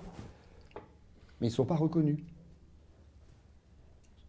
Alors que ça devrait être la richesse de notre territoire national, parce que c'est là qu'en faisant converser ces territoires entre eux, on verrait les couleurs de notre nation tellement riche. Alors voilà, c'est plutôt transformé par c'est appelé culture près de chez vous. Donc c'était le contraire de ce qu'on disait qui était proposé. C'est faire partir de Paris des œuvres nationales, et ça donnait toujours dans le cadre de la communication, c'est-à-dire de la culture et pas de l'art, même si ça peut être intéressant, on appelle les microfolies, des photographies, en fait, très très très belles, des œuvres d'art magnifiques, que nous avons la chance de pouvoir voir en vrai, voilà, pour certains d'entre nous, parce que si on est proche d'elles. Et donc ces œuvres se déplacent sur les territoires de France d'un point de vue numérique. Alors c'est pas absurde, sauf que c'est culturel, si vous voulez. C'est pas la même chose que d'être devant le tableau, ou de faire de la peinture, c'est voir la Joconde. Oui, donc c'est le rapport à l'art et pas une vraie construction artistique. Bon, enfin, il ne faut pas être polémique là-dessus. Ça s'appelle aussi le pass culture. Il donner de l'argent à des jeunes gens mais c'est répondre à c'est augmenter la consommation de ces œuvres et pas si le jeune homme faisait un atelier de peinture, de musique ou autre chose et il serait encouragé à cela, ça serait formidable, mais c'est pas cela. Ça va être plutôt pour télécharger ou autre chose. D'autant plus que ces outils sont financés par justement les industries de programmes. Vous voyez, des questions culturelles auxquelles on s'affronte tous les jours, hein, de politique culturelle. Il ne faut pas que ça se passe dans la polémique, il faut que ça se passe dans l'action. C'est l'art contre la barbarie, en fait. Si on peut nommer barbarie, cette aliénation nouvelle à laquelle nous participons tous dans la fabrique de consentement qui est très très puissante avec les outils du marketing, avec les outils qui ont pour projet la relance de la consommation, en fait. Voilà. Cette fabrique du consentement, c'est celle qui intoxique beaucoup nos concitoyens, mais ils ne savent pas, ils ne ressentent pas assez. L'étranglement n'est pas assez, c'est terrible à dire, mais l'étranglement n'est pas encore assez puissant. Je sais pas, il semble que l'État essaye quand même de lutter contre Google, Netflix. Pas assez, pas officiellement. C'est très actuel, la notion de consentement à propos d'autres pressions et d'autres aliénations. C'est un livre qui vient de paraître, extrêmement important, par la directrice des éditions Julliard, et qui est justement cette sidération devant l'aura d'un écrivain qui s'attaque à une préadolescente. La notion de consentement, c'est consentement d'ailleurs, le terme, si on y réfléchit, ça veut dire je propose et toi tu suis ou tu ne suis pas. Déjà, la notion de consentement, il y a une inégalité dans les termes. Eh bien, la notion de consentement est de ne pas pouvoir résister à l'aliénation de l'autre, qui rejoint aussi des aliénations culturelles. Il est évident que l'écrivain, l'homme public d'un certain âge, il y a aussi une image sociale. Et on est obligé de se prêter à ce qu'on appelle le consentement, mais qui est en fait une passivité induite par l'autre. Hein, c'est vraiment un terme clé actuellement, le terme de consentement, avec des lois qui sont passées qui n'ont pas donné un âge légal à partir duquel, en dessous duquel, on ne pouvait pas arguer d'un consentement lors d'agressions sexuelles, voire plus. Oui. Comment être auteur de participer à quelque chose plutôt que de consentir à quelque chose qui d'autorité vous est imposé. Non, on retrouve cette question d'auteur et d'être autorisé, c'est-à-dire vraiment capable de prendre des décisions et d'agir, de devenir acteur de ses propres volontés. C'est très complexe tout ça, ça va jusqu'au plan juridique, puisque l'adulte est très souvent minoré. Voilà, on reparle de Kant sur l'idée de la majorité telle que Kant l'affirme. Mais maintenir des gens dans la minorité, les adultes qui sont maintenus dans la minorité, qui aujourd'hui, vous voyez, vous savez très bien, tout ce qu'on se dit, c'est des banalités, parce que vous le savez. Mais comment mettre en chantier des outils qui permettent à d'autres de s'émanciper, pas nous. Oui, cette infantilisation des adultes dans laquelle nous sommes, notamment dans le champ consumériste, et les addictions au jeu, etc. Et même peut-être un peu nous, parfois. Hein. Ça nous mange, ça mange nos enfants. Il y a des dizaines de livres qui paraissent sur l'emprise et tout, et puis ça ne change pas. Oui. Ben, cette fabrique du consentement, elle est extrêmement puissante. Extrêmement puissante. L'emprise dans le travail, l'emprise dans la sexualité, l'emprise en effet dans les... Donc ça allait avec la minorité de l'adulte, maintenir l'adulte dans la minorité, et notamment dans le plaisir de se divertir. Aujourd'hui, nous cherchons, dans des endroits comme celui-ci, dans des sous-sols, en plein soleil, à nous divertir du divertissement, au fond. Hein. Nous cherchons à nous divertir du divertissement qui est devenu notre loisir, pratiquement. Et on a besoin de penser. C'est pour ça qu'il faut remonter tout d'un étage. C'est-à-dire subsister, on n'a pas trop de problèmes, je crois, ceux qui sont ici, de subsistance.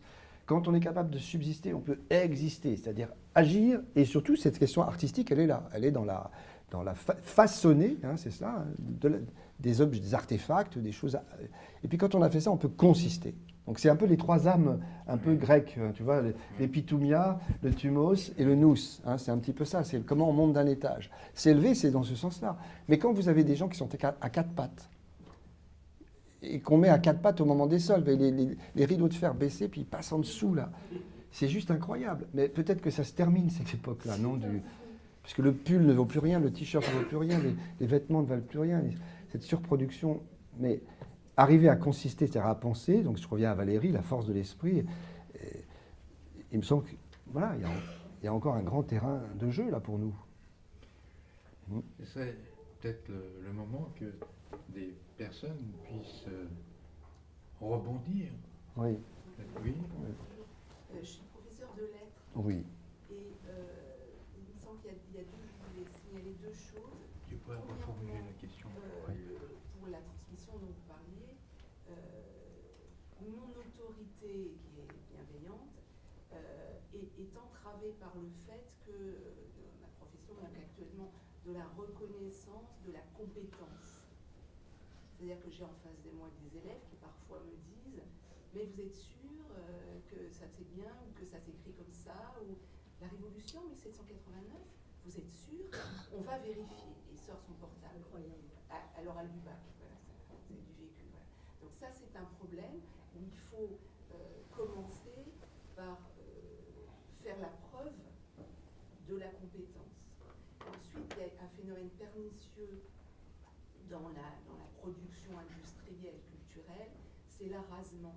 C'est-à-dire que ça existe, le divertissement superficiel, voilà. C'est pas en soi un problème, et chacun se laisse aller à voir un mauvais film. Mais c'est la disparition de la hiérarchie. C'est-à-dire que la culture de masse, un effet pernicieux, c'est que tout est arasé au même niveau. Avec ces fameuses émissions de télé-réalité, on fait croire qu'il est facile de devenir un chanteur, il est facile, etc. Et après, j'ai des élèves qui ne font plus la différence entre l'œuvre d'art, le génie, et voilà, entre Rimbaud et Piccolo et qui donc, alors ça je peux le leur apprendre, parce qu'il y a des critères de distinction. distinction, mais ils ne sont plus en état d'admirer. Et ça, c'est quelque chose qui est terrible quand je le vois. C'est-à-dire ils sont plus dans la joie de l'admiration du phénomène artistique brillant, hors du génie, quoi. Parce qu'ils se disent, tout le monde peut faire. Ben non, il faut être humble. Ils n'ont plus cette humilité. Je pense que ça, c'est un effet pernicieux de la culture de masse. Mais oui, sur la reconnaissance de votre autorité, ça c'est sans doute la chose la plus difficile, puisqu'il y a cette confusion, c'est ça que j'ai insisté aujourd'hui très maladroitement sur pouvoir et autorité, parce que quand nos élus, ce sont des questions de pouvoir qui sont nommées et pas la compréhension de ce qu'est l'autorité, comme on a cherché à la définir un peu ensemble, et rappeler que le foyer est chez celui qui se sent élevé, et c'est sa légitimité de dire je me sens élevé ou bien je me sens pas élevé. Mais quand on lui a pas donné, si on lui a pas donné le goût de cette élévation et qu'on a nommé, ce qu'était l'accroissement de ses capacités.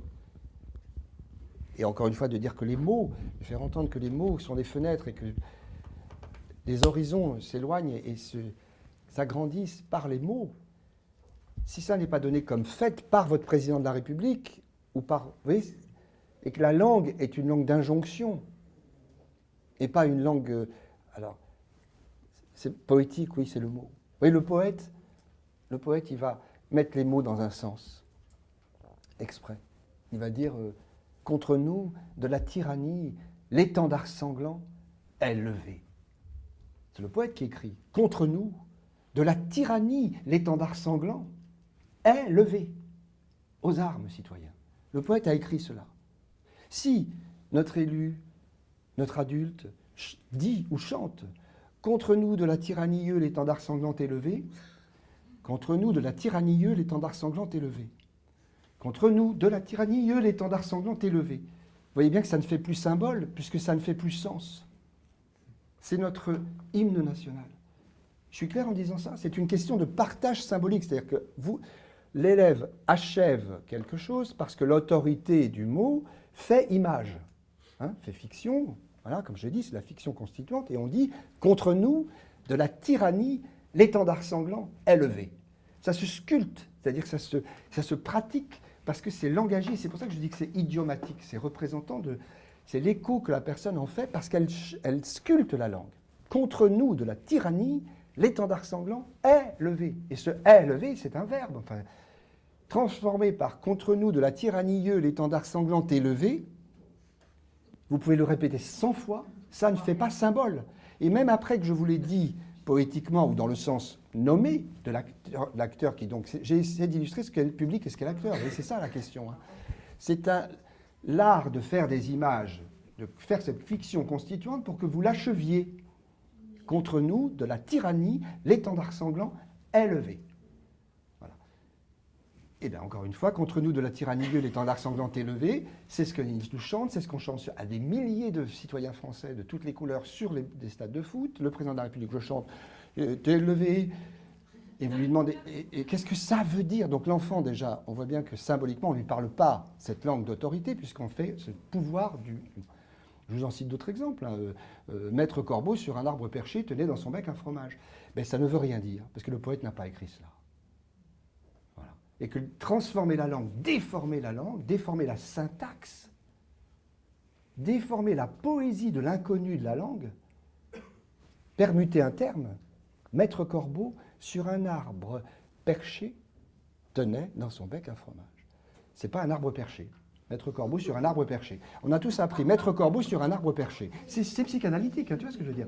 Maître Corbeau sur un arbre perché tenait dans son bec un fromage. Mais c'est déjà fini. Donc, virgule ou pas virgule, c'est-à-dire Maître Corbeau sur un arbre perché. Vous savez que vous avez appris ça, et que notre instituteur, en ce moment même, est en train de l'apprendre à des centaines d'enfants, quelque part sur un territoire sensible de France. Eh bien, ça ne fait pas symbole. Il faut attendre parfois 10 ou 15 ans pour se rendre compte que c'est perché sur un arbre. Le poète, il a permuté des termes. C'est les traces des mots, si vous voulez, que vous écoutez en psychanalyse ou quand on écoute quelqu'un, on reconnaît quelque chose de ce qui est dit par l'ordre des mots. Mais la psychanalyse n'est pas un fromage. Ah oui. Mais ce « vous voyez comme il est fondamental. Maître Corbeau, sujet, sur un arbre perché, ben ça se travaille par la langue. Donc je vous cite des exemples de langue parce que la langue est première, quoi. La langue, elle crée image, elle crée fiction. Encore une fois, elle façonne l'imaginaire. Fiction, en étymologie, ça veut dire ça. Ça veut dire façonner l'imaginaire. Ce qui est fictif, c'est ce qui façonne l'imaginaire. Ça forge l'image. Donc, Vous faites partie des élites et eux, ils s'en foutent. Je ne suis pas en train de regarder mon oui, et ils regardent Amina. Parce que j'ai été enseignante aussi. oui, j'ai oui, oui. rendu mon- Ah, moi, je dois tout à mes enseignants. J'étais C'est-à-dire que, contente de remonter un petit peu. ouais. Parce que je vois bien qu'on était dans des mondes complètement séparés. Mais parce qu'une femme comme vous, comme madame, si vous voulez, moi, je les ai rencontrées et j'ai pu les reconnaître parce que j'ai vu votre autorité. Mais quand c'est fabriqué par les courroies de transmission, si dans la famille, il y a le respect, c'est bien. S'il n'y a pas le respect dans la famille, on peut trouver le respect dans le monde associatif, autre endroit de transmission. C'est pour ça que l'éducation populaire est si importante, le milieu associatif. Et s'il n'y a pas ça, c'est à l'école que ça doit se passer, sauf que l'école, c'est une sorte de grand magma.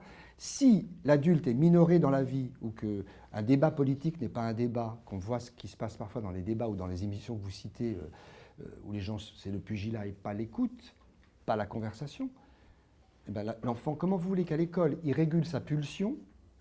Parce que c'est bien la question, réguler sa pulsion pour passer du pulsionnel au symbolique, alors que le monde est fait pour désymboliser et pour le rendre, cet adulte, pulsionnel le plus possible. Le monde est pulsionnel, il est sur la notion binaire de pulsion-satiété.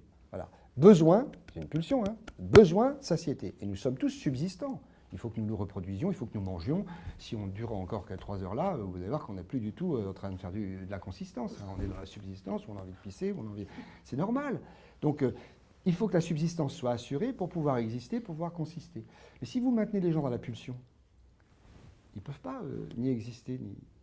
Et je crois quand même que, sans être cynique encore une fois, tous ces outils sont des outils pour pulsionaliser les gens et pas pour les rendre symboliques, pas pour chercher de la symbolicité. Et les outils de la pulsion, c'est l'obscène, hein, c'est-à-dire le visible. Les outils du symbolique, c'est cette question de l'autorité. Voilà. Ouais. Oui, j'ai eu une expérience et moi je trouve que la langue c'est majeur pour tout. C'est la base. Et donc j'ai fait écrire une pièce de théâtre pendant 7 ans dans les ZEP, en primaire. Et ce qui me fascinait là-bas, c'est qu'ils parlaient que par interjection. Est-ce que vous entendez là? Ils parlaient que par interjection, souvent des noms d'oiseaux, ils faisaient même pas de phrases. Wesh, wesh, wesh, wesh. Wesh, Ouais. wesh, je sais pas quoi, ou bambara, enfin. Et donc, comme je leur faisais écrire des pièces de théâtre, je faisais attention à ce que chacun écrive au moins une phrase dans la pièce, on faisait des tas de choses, et ça s'écrivait au fur et à mesure de l'année. Et ce que je veux dire, c'est que en fin d'année, ou même déjà au milieu d'année, comme je faisais aussi d'écrire des petites chansons avec des versifiés, hein, parce que comme ça c'est plus simple, ça fait travailler, et bien d'eux-mêmes, ils demandaient un dictionnaire. Il n'y avait pas encore Internet, hein, je suis vieille. Et donc, ils demandaient des dictionnaires pour vérifier l'orthographe, ce que je ne leur demandais jamais. Je disais, vous ne savez pas l'écrire, vous l'écrivez quand même, parce que l'important c'est l'idée pour l'instant. Et après, ils disaient, mais t'as écrit pomme avec un seul M, t'es un con. Voilà. Donc, si vous voulez, à la fin de l'année, ils jouaient cette pièce, etc., etc. Il y avait un petit livre par la mairie à chaque fois. Et je me disais, ben, ils sont sauvés. Et ce qu'on me disait, c'est que les primaires qui avaient eu la chance d'avoir pendant 1 an quelqu'un qui leur faisait faire des choses comme ça, eh bien, l'année d'après, c'était merveilleux. Après, je ne les ai pas suivis, puisque chaque année, je changeais. Mais c'est ce qu'on m'a dit. Voilà. Et je pense que la langue, et alors, ceux de 14 ans, 15 ans, c'était pire que tout, hein, parce que c'est que des interjections. Et là, ils se reconnaissent en interjection, et tout d'un coup, ils sont copains parce qu'ils ont les mêmes. Mais on dirait qu'ils se disputent. Non, non. C'est une façon de se reconnaître, mais il n'y a pas de langage. Et ça, Voilà, ça alors, paraît destructeur. il faut conjuguer les choses, voilà, entre la réalité, parce que stigmatiser... Non, bien sûr. Mais je veux dire, ça peut être tout à fait, évidemment, formidable, comme imaginaire et comme invention et comme sensibilité, justement. Mais après, le problème, c'est que la langue politique, ou la langue, tout simplement, la langue française, elle devient un privilège pour celui qui la connaît et puis celui qui ne l'a pas. C'est ça la vraie problématique. Ceux qui ils n'auront jamais de pouvoir parce qu'ils ne peuvent pas s'exprimer. Ils ne peuvent même pas comprendre des fois ce qu'on leur dit. Donc, Alors, je leur souhaite pas du pouvoir, mais je leur souhaite la capacité La d'agir, quoi. capacité d'agir, Ouais, de se faire ouais. comprendre. Bien sûr. Combien il y en a qui ont dit, grâce à l'art, ils sont devenus acteurs, tout ça, Oui, oui. ils viennent de la banlieue, soyons clairs, et bien qu'ils ont été sauvés, sinon ils seraient morts parce qu'ils auraient été délinquants et c'était foutu. Mais là, ils ont appris la langue. Tout à fait. Alors là, il y a de l'ambiguïté parce qu'il y a aussi de la fabrique de ce type d'artistes qui est très programmée aujourd'hui parce que dans le rapport consumatoire, de dire, voilà, il faut se représenter dans notre société, dans sa diversité, et il faut que certains représentent des groupes qui vont être, disons... Inclusif, c'est le mot. Oui, oui, il faut trouver les publics pour ces... Mais oui, bien sûr. Alors donc on va fabriquer souvent du one-man show basé sur un imaginaire extrêmement formaté, notamment avec les animateurs, les imitateurs, enfin tout ce truc-là. Non mais c'est un problème, parce que par exemple, je peux vous dire que l'industrie culturelle du théâtre privé, elle sait très bien travailler en ce moment sur ces Ils questions-là. vont consommer, ils seront des consommateurs avec la pub et tout. Et moi, je pense quand même que, après j'arrête, Jack Lang a fait beaucoup de mal quand il a dit que le rap c'était Baudelaire. Je pense qu'il y avait eu une démagogie dans les années qui ont suivi l'élection de Mitterrand et que vraiment il a dit des choses. Il faut conjuguer tout ça, il faut Oui, voir oui. quels sont les avantages. Parce que là, si on revient à ce que vous venez de dire, c'est-à-dire, oui, l'orthographe, c'était pas très important. Si on revient à un de tes... à ce que, oui, bien entendu. Bien entendu, ce n'est que secondairement qu'on va vérifier. Et si on revient à quelque chose dans tes écrits qui ressort beaucoup, c'est ce que tu appelles le feu du verbe.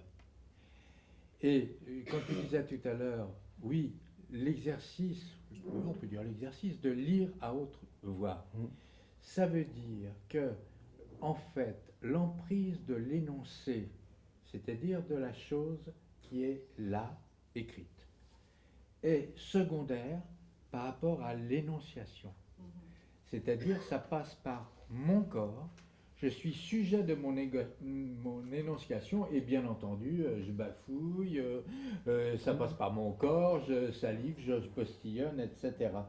Et c'est intéressant parce que il me semble que si on veut essayer de voir quels sont les éléments qui nous fabriquent, je pense que le feu, dans ce que tu fais, est un élément clé. Et le feu, c'est en particulier l'élément auquel se réfère Héraclite. C'est Et je pense que justement, Héraclite, ce qu'il enseigne, c'est qu'il y a une indissociabilité des contraires. C'est-à-dire, ce n'est pas une identité une fois pour toutes, c'est un mélange. C'est un mélange qui nous font tous, comme l'ordre et le désordre coexistent en nous. Alors, je sais pas, c'est quelque chose qui me traverse en t'entendant, c'est l'élément feu comme producteur, enfin, comme quelque chose comme ça. Oui, bah, c'est symbolique aussi, c'est la forge dont je parlais tout à l'heure, c'est la façonnée.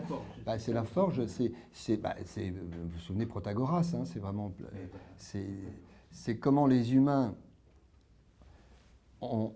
sont venus sur notre terre lorsque les titans ont préparé l'arrivée des mortels. Et vous vous souvenez qu'il y a deux titans, Prométhée et Épiméthée. Prométhée, celui qui pense avant les autres, et puis Épiméthée, celui qui pense après, qui sont chargés de préparer l'arrivée des mortels.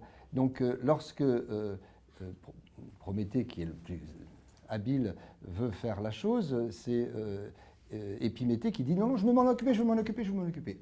Alors, il va distribuer toutes les défenses aux animaux, vous vous souvenez, hein, et à celui qui a froid, il va donner la grande fourrure, et il va donner la toison qui va le protéger, il va donner les sabots très durs pour ceux qui vont aller sur des sols très durs, il pense même à faire des sabots fendus pour ceux qui vont aller sur des sols très très très très chauds pour que le sabot respire, il va donner les défenses ou les cornes pour ceux qui vont avoir à affronter des puissances physiques très fortes, il va donner les dents très très longues, il va penser à tout ça, il va faire que on se multiplie très très rapidement si on est tout petit, parce qu'on est très vulnérable. Donc petits moustiques ou les souris ou les tout petits ou les lapins, ils sont petits par rapport aux très gros, et la gestation de certains va mettre 3 ans pour faire un gros hippopotame, un gros éléphant. Ils pensent à tout, hein, Épiméthée. Et ils dépensent toutes les défenses. Et puis arrive tout nu une sorte de bipède qui avance et il se rend compte qu'il a distribué toutes les défenses. Et il n'a rien à lui donner. Et c'est là que Prométhée arrive et qui dit, mais qu'as-tu fait? Et puis Mété, tu as tout donné, la fourrure, les dents, les sabots, les chaussures, et le froid, comment tu vas faire? Et quand ils vont se battre, comment il fera? Il va saigner, et sa peau n'a rien pour se défendre. Et qu'est-ce que va faire évidemment Prométhée? Il va aller chercher le feu à la forge d'Héphaïstos, c'est-à-dire l'art, la techné. Il va chercher le feu. Hein, ensuite, on va chercher Diké pour vivre ensemble, la justice. Mais on va chercher la technique. Donc la technique dont on parle, c'est-à-dire les mots, l'organisation de la pensée, c'est ce qui, et le champ symbolique, c'est ce qui va différencier les animaux qui, eux, vont rester dans leur pulsionalité et dans leur subsistance, et ils vont avoir la capacité de penser et de s'élever parce qu'ils vont pouvoir se défendre des rudesses du monde, puisqu'ils n'ont pas les défenses naturelles. Et en 2021, on est toujours aussi petit. J'ai vu tout à l'heure une échographie. Ça m'émerveille toujours autant de voir cette chose de 3 ou 4 mois qui est là et qui a ces milliards d'années, justement, qui a pu parcourir toutes ces agressions. Vous vous rendez compte, la planète, ce qu'elle vit depuis des milliards, je parle bien de milliards d'années, que vous êtes, chacun singulier que vous êtes. Ça, cette chance de l'humain, moi, je continue à la trouver inouïe. Alors, avec des adultes, ça reste formidable, on commence à se raccornir, à être moche, à puer. Mais l'enfant, qu'est-ce qu'on peut... Oui, la promesse d'un humain.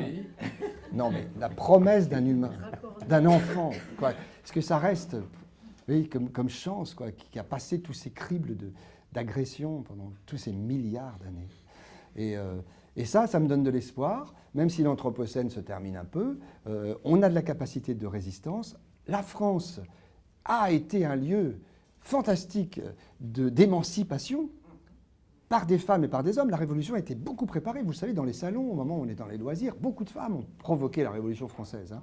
On est en train, aussi dans notre pays et dans le monde entier, de rétablir cette injustice de l'inégalité des sexes, quand même. On sait à quel point elle est menacée dans d'autres lieux par justement toujours ce pouvoir, et notamment le pouvoir patristique, le pouvoir religieux ou le pouvoir du mal. Mais la France est encore un lieu de révolte et d'émancipation. Et je pense beaucoup à cela en ce moment.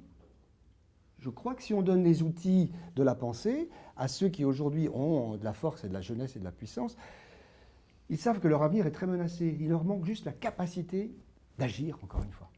Donc aiguiser cette capacité d'agir, moi je passe mon temps à ça tous les jours, par tous les moyens. Moi j'ai une question, j'espère que je vais être claire, mais c'est par rapport à la fiction. Oui. Parce que là, quand vous parlez de fiction, je pense qu'on est tous d'accord, c'est une sorte de fiction constitutive, vous avez dit, qui va nous permettre de combattre le réel. Oui, combattre le réel, oui.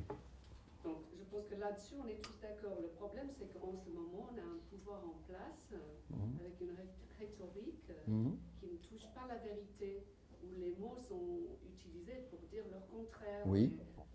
C'est comme Orwell dans 1984, on manipule le langage d'une façon qu'on peut aussi appeler fictif, en fait. C'est une autre fiction. Donc oui, les fake news, la langue organisée qui est une langue...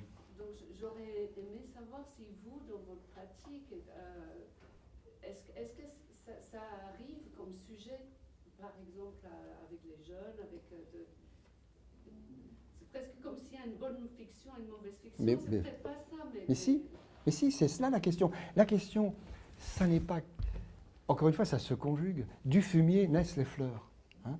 Il faut savoir se vautrer pour pouvoir s'élever. Je pense vraiment cela. Je pense que le poète, Baudelaire, a fait du lait fait du beau, disons, avec du lait, la laideur, tout le temps. La question n'est pas la morale.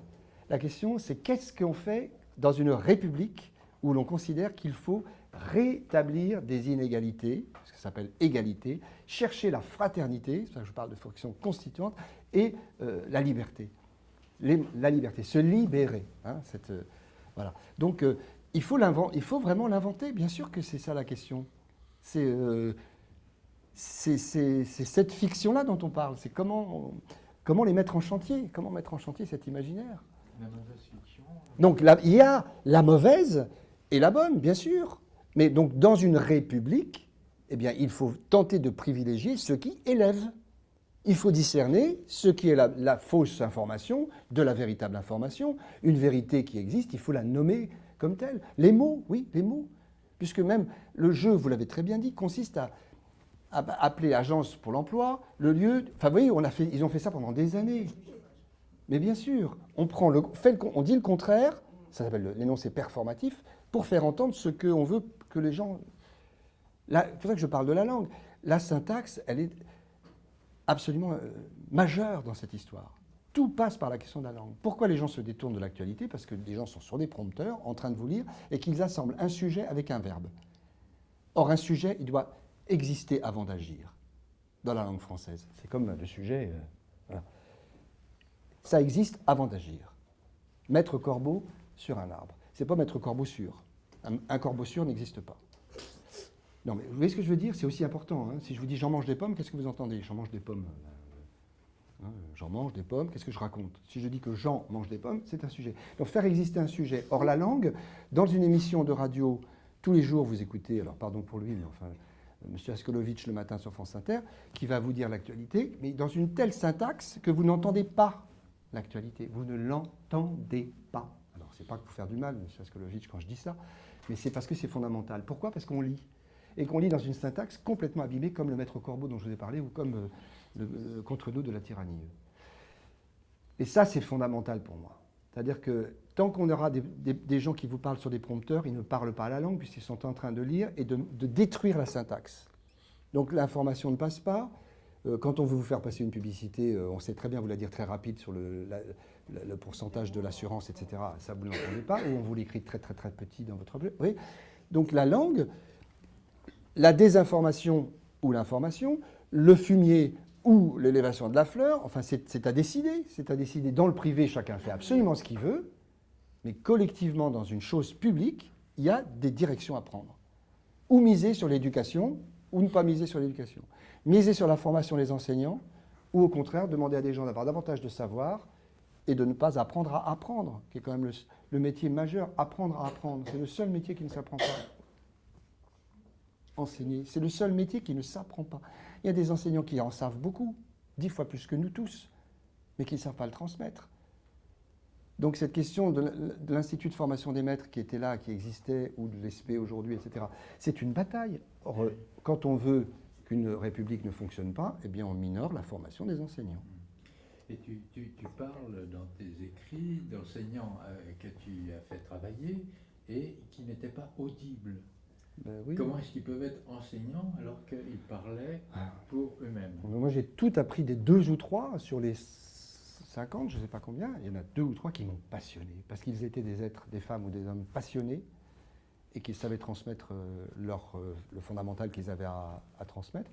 Et leur humanité et leur autorité étaient dans le fait qu'ils savaient m'augmenter. Or, ça n'apprend pas, ça. Ce que je vous ai raconté, ça ne s'apprend pas. Hein? C'était pas la même époque, les choses ont changé. Il y a quelqu'un. Les choses ont changé aussi, oui. Mais ce qu'il y a, c'est que le langage est neutre, il peut être un instrument d'autorité, quand on l'utilise comme au sens où vous l'entendez, mais on le voit dans le monde politique, il est un instrument de pouvoir. Mais c'est ce que je vous dis. Il ne dit pas la vérité. Oui. Et ceux qui formatent justement des éléments de langage qui sont trompeurs maîtrisent admirablement la syntaxe. Absolument. C'est pour ça qu'il faut parler du marketing. Il me semble vraiment que la grande révolution, elle naîtra quand on se révoltera contre les industries culturelles du marketing. Voilà. Aujourd'hui, notre gouvernement n'est pas clair à ce sujet. Il soutient absolument, pour la relance économique, puisque l'objectif est le consommateur, les industries du marketing. Elles sont les premières à brouiller les cartes pour un enfant. C'est juste pas possible. Les images de la femme, enfin tout ce que l'on a. Comment voulez-vous après qu'il n'y ait pas de sexisme quand tout est sexiste, que toute l'information est sexiste, et qu'on vous dit le contraire? Enfin, oui, il y a une dichotomie, il y a un moment, la responsabilité politique, c'est de savoir où est le soin, encore une fois, c'est ça. Où est le soin? Vous voulez intervenir? Je ne sais pas si... Non. On ne peut pas dire que c'est du champ privé, c'est du champ public. Je pourrais te poser une question, là, justement, puisque ici, il y a des gens qui pratiquent un certain nombre d'arts, autres que dans le langage. Ou tout au moins autre que le langage verbal, puisqu'il y a d'autres façons d'utiliser le terme langage. Le théâtre n'est pas que c'est extrêmement fondamental ce que tu dis sur le repérage des syntagmes, sur la façon de dire qui rétablit du sens. Il n'empêche que le théâtre, c'est aussi du mouvement, c'est aussi des couleurs, c'est aussi de l'intonation, aussi des corps qui éventuellement disent le contraire de l'énoncé qu'ils sont en train de dire, etc. Donc, la question que je te poserai, puisqu'il y a un certain nombre de gens ici qui sont dans d'autres langages, plastiques, sonores, corporels, de mouvement, etc., quand tu utilises le terme langue et le terme langage, est-ce que ce que tu dis peut s'étendre? Tu as dit tout à l'heure, oui, et puis aussi, ça peut être faire un tableau. Donc, est-ce que tu pourrais étendre ton engagement? Et puis le théâtre, c'est aussi ça. C'est aussi la dramaturgie, c'est aussi la mise en scène, la mise en espace.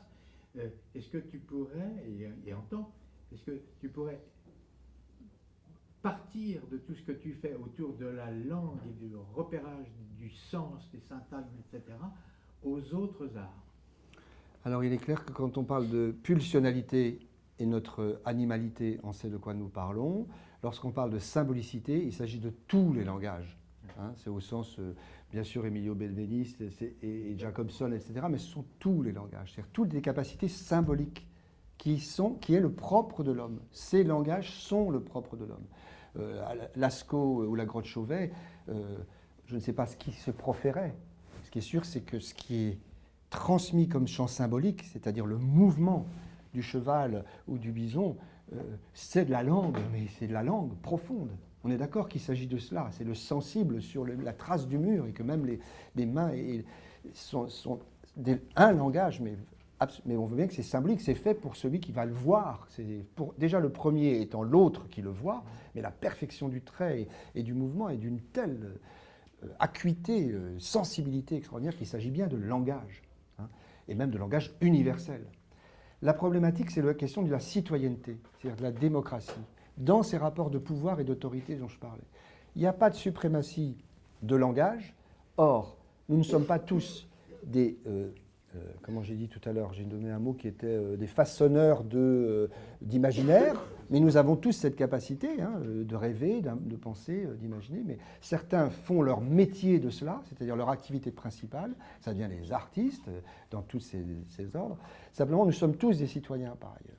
Et c'est là que je parle d'inégalité, c'est que malgré tout, la question de la syntaxe de la langue, à force, je me suis rendu compte que c'était l'outil que tout le monde pouvait, sauf évidemment les gens qui sont privés de l'appareil phonatoire. Mais dans ce cas-là, il y a la langue ô combien signifiante et ô combien symbolique des signes. Vous savez, quand on signe, c'est même magnifique, vous savez bien, de regarder des gens qui n'ont pas l'oralité, mais qui ont la langue des signes. Mais donc l'expression de soi par la langue, elle est tellement encapuchonnée et tellement inégalitaire que c'est là sur quoi je me bats. Mais quand je me bats là-dessus, c'est le citoyen qui se bat. C'est pas l'homme de théâtre, si vous voulez. C'est le citoyen. Oui. Et je reproche à nos politiques de ne pas embrasser cette cause fondamentale et de ne pas discerner, pas permettre de discerner ce qu'est la langue. Mais en revanche, la question des langages, c'est évidemment tous les langages artistiques. La danse, ô combien, le mouvement. Mais c'est tellement beau de danser, de nous voir danser. On devrait tous danser après. Ou faire. Vous voyez ce que je veux dire? C'est les corps qui expriment quelque chose et qui sont si singuliers. C'est une chance absolue. Mais la problématique, c'est quand on va débattre ensuite. Voilà. Il y a voilà. Quand on va débattre d'une idée qui n'est pas encore trouvée, aller dans l'inconnu de la pensée, ça n'est pas donné à tous. Et ça s'acquiert par la langue, qui est cette langue de l'oralité et des mots, qui sont la phonétique, la symbolique, la métrique. Voilà. Entre deux mâchoires, tu dis. Oui, celle-là, tout le monde la pratique, tout le monde y a droit, sauf que nous sommes totalement inégalitaires dans ce domaine.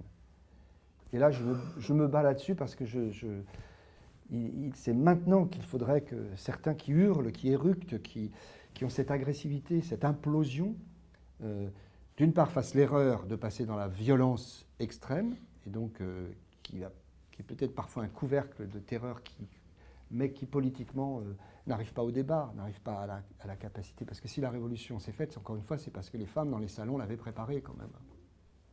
Et que les femmes avaient compris en 1760 et avant que ça se passait dans la pensée aussi, hein, par la pensée. Et produire de la pensée reste l'objet voilà, fondamental humain. Et c'est ça qui est érodé. C'est ça, je crois vraiment. Tu parlais de liberté, évidemment, on pourrait citer Manon, Oui. qui est Madame Roland, Mais oui. qui, place de Grève, Mais oui. qui est notre place de la Concorde, où il y avait une statue de la liberté au milieu, et qui a eu cette phrase extrêmement célèbre, liberté, que de crime on commet entre nous. Là aussi, il y a une utilisation de certains termes qui est, c'est des fake news aussi, c'est de l'abusif de parler de liberté parfois. Liberté, libéralisme. Le président Havel disait que quand il y avait les discours qui disaient tout le temps liberté, fraternité, tout le monde dormait. Parce que là-bas, c'était... Qui est-ce qui disait ça? Le président Havel. Havel, Václav Havel. Ça m'avait frappé. Ouais. C'était un écrivain. Ben, oui. Donc C'est vrai que sans langage, il n'y a pas de pensée. Et ça, c'est pour ça que c'est fondamental. Les gens, ils ont des pulsions, ils ont des débuts de pensée, mais ça ne va pas à l'air libre. Donc, ben oui, il y a le café du commerce, il y a le comptoir, etc. Ouais. Tout le monde parle beaucoup, tout le monde bavarde beaucoup. Moi-même, là, je fais bavarder, mais de temps en temps, je sens qu'ensemble, on se cerne. Tiens, il y a une pensée qui naît, ou ça fait quelque chose. Et c'est vraiment par là que les choses bougeront. On n'est encore pas prêt, peut-être. On n'est encore pas prêt. mais pareil dans l'enseignement, parce que après j'ai eu une fille qui a été au CP et tout ça, mais je comprenais rien du tout, parce que ça s'appelle plus un article défini, tout ça, ça prend, je sais plus comment ça s'appelle. Déterminant. Ouais, des Parce que déterminants. ça vient de la linguistique, beaucoup. Oh, une langue, alors là... Oui. Prédicat. Oui, mais Ridicule la linguistique qu'ils de en benveniste, c'est pas la linguistique de atroce. Saussure. Hein. C'est atroce. Oui, non, mais je veux dire, il y avait les prédicats. Des inventions, mais on ne peut pas imaginer. Le poète, je pense le poète, mettre des mots ensemble qui ne vont pas ensemble. Voilà, un oxymore, c'est fort, c'est très important et c'est ça qui réveille. C'est ça qui fait que aboli bibelot d'inanité sonore, ça veut rien dire, mais ça fait des sons. Et l'amour de la langue, si vous voulez, il y a quelque chose qui vraiment... Il me semble que c'est un outil... Là, c'est du français, mais dans les autres langues. Pareil, tous les pays. Après, lorsqu'on parle une langue, on en parle beaucoup, je pense. Et donc, aimer cette différence de la langue, écouter une trace dans une langue. Combien d'enseignants, je t'aimais inconstant, qu'aurais-je fait fidèle? Ça ne veut rien dire, puisque c'est pas ce qu'il a écrit. Alors, je t'aimais inconstant, qu'aurais-je fait fidèle? On a tous appris un peu ça dans une tragédie. Alors que c'est écrit, c'est la trace de Chomsky, celle-là, c'est-à-dire une trace du langage. Je t'aimais inconstant, qu'aurais-je fait fidèle? Je t'aimais si tu avais été inconstant. Hein, je t'aimais. Qu'aurais-je fait si tu avais été fidèle? Je t'aimais alors que tu étais inconstant. Qu'aurais-je fait fidèle? Ben, c'est surtout, pas seulement la virgule, parce que la virgule, c'est de l'ordre de la mise en gramme. C'est pas trop la grammaire dont il est question. C'est-à-dire qu'un je ferai, vous voyez comme il est maintenant un je ferai. Tout à l'heure, je ferai ce que j'ai dit que je ferai. Voilà. Mais si j'ai le temps, je ferai. C'est pas pareil. C'est pas du purisme, c'est que le ferai, vous voyez comme il est ouvert, je ferai. Demain, je ferai peut-être ça. C'est pas tout à l'heure, je ferai. Vous voyez, il y a une immanence du ferai.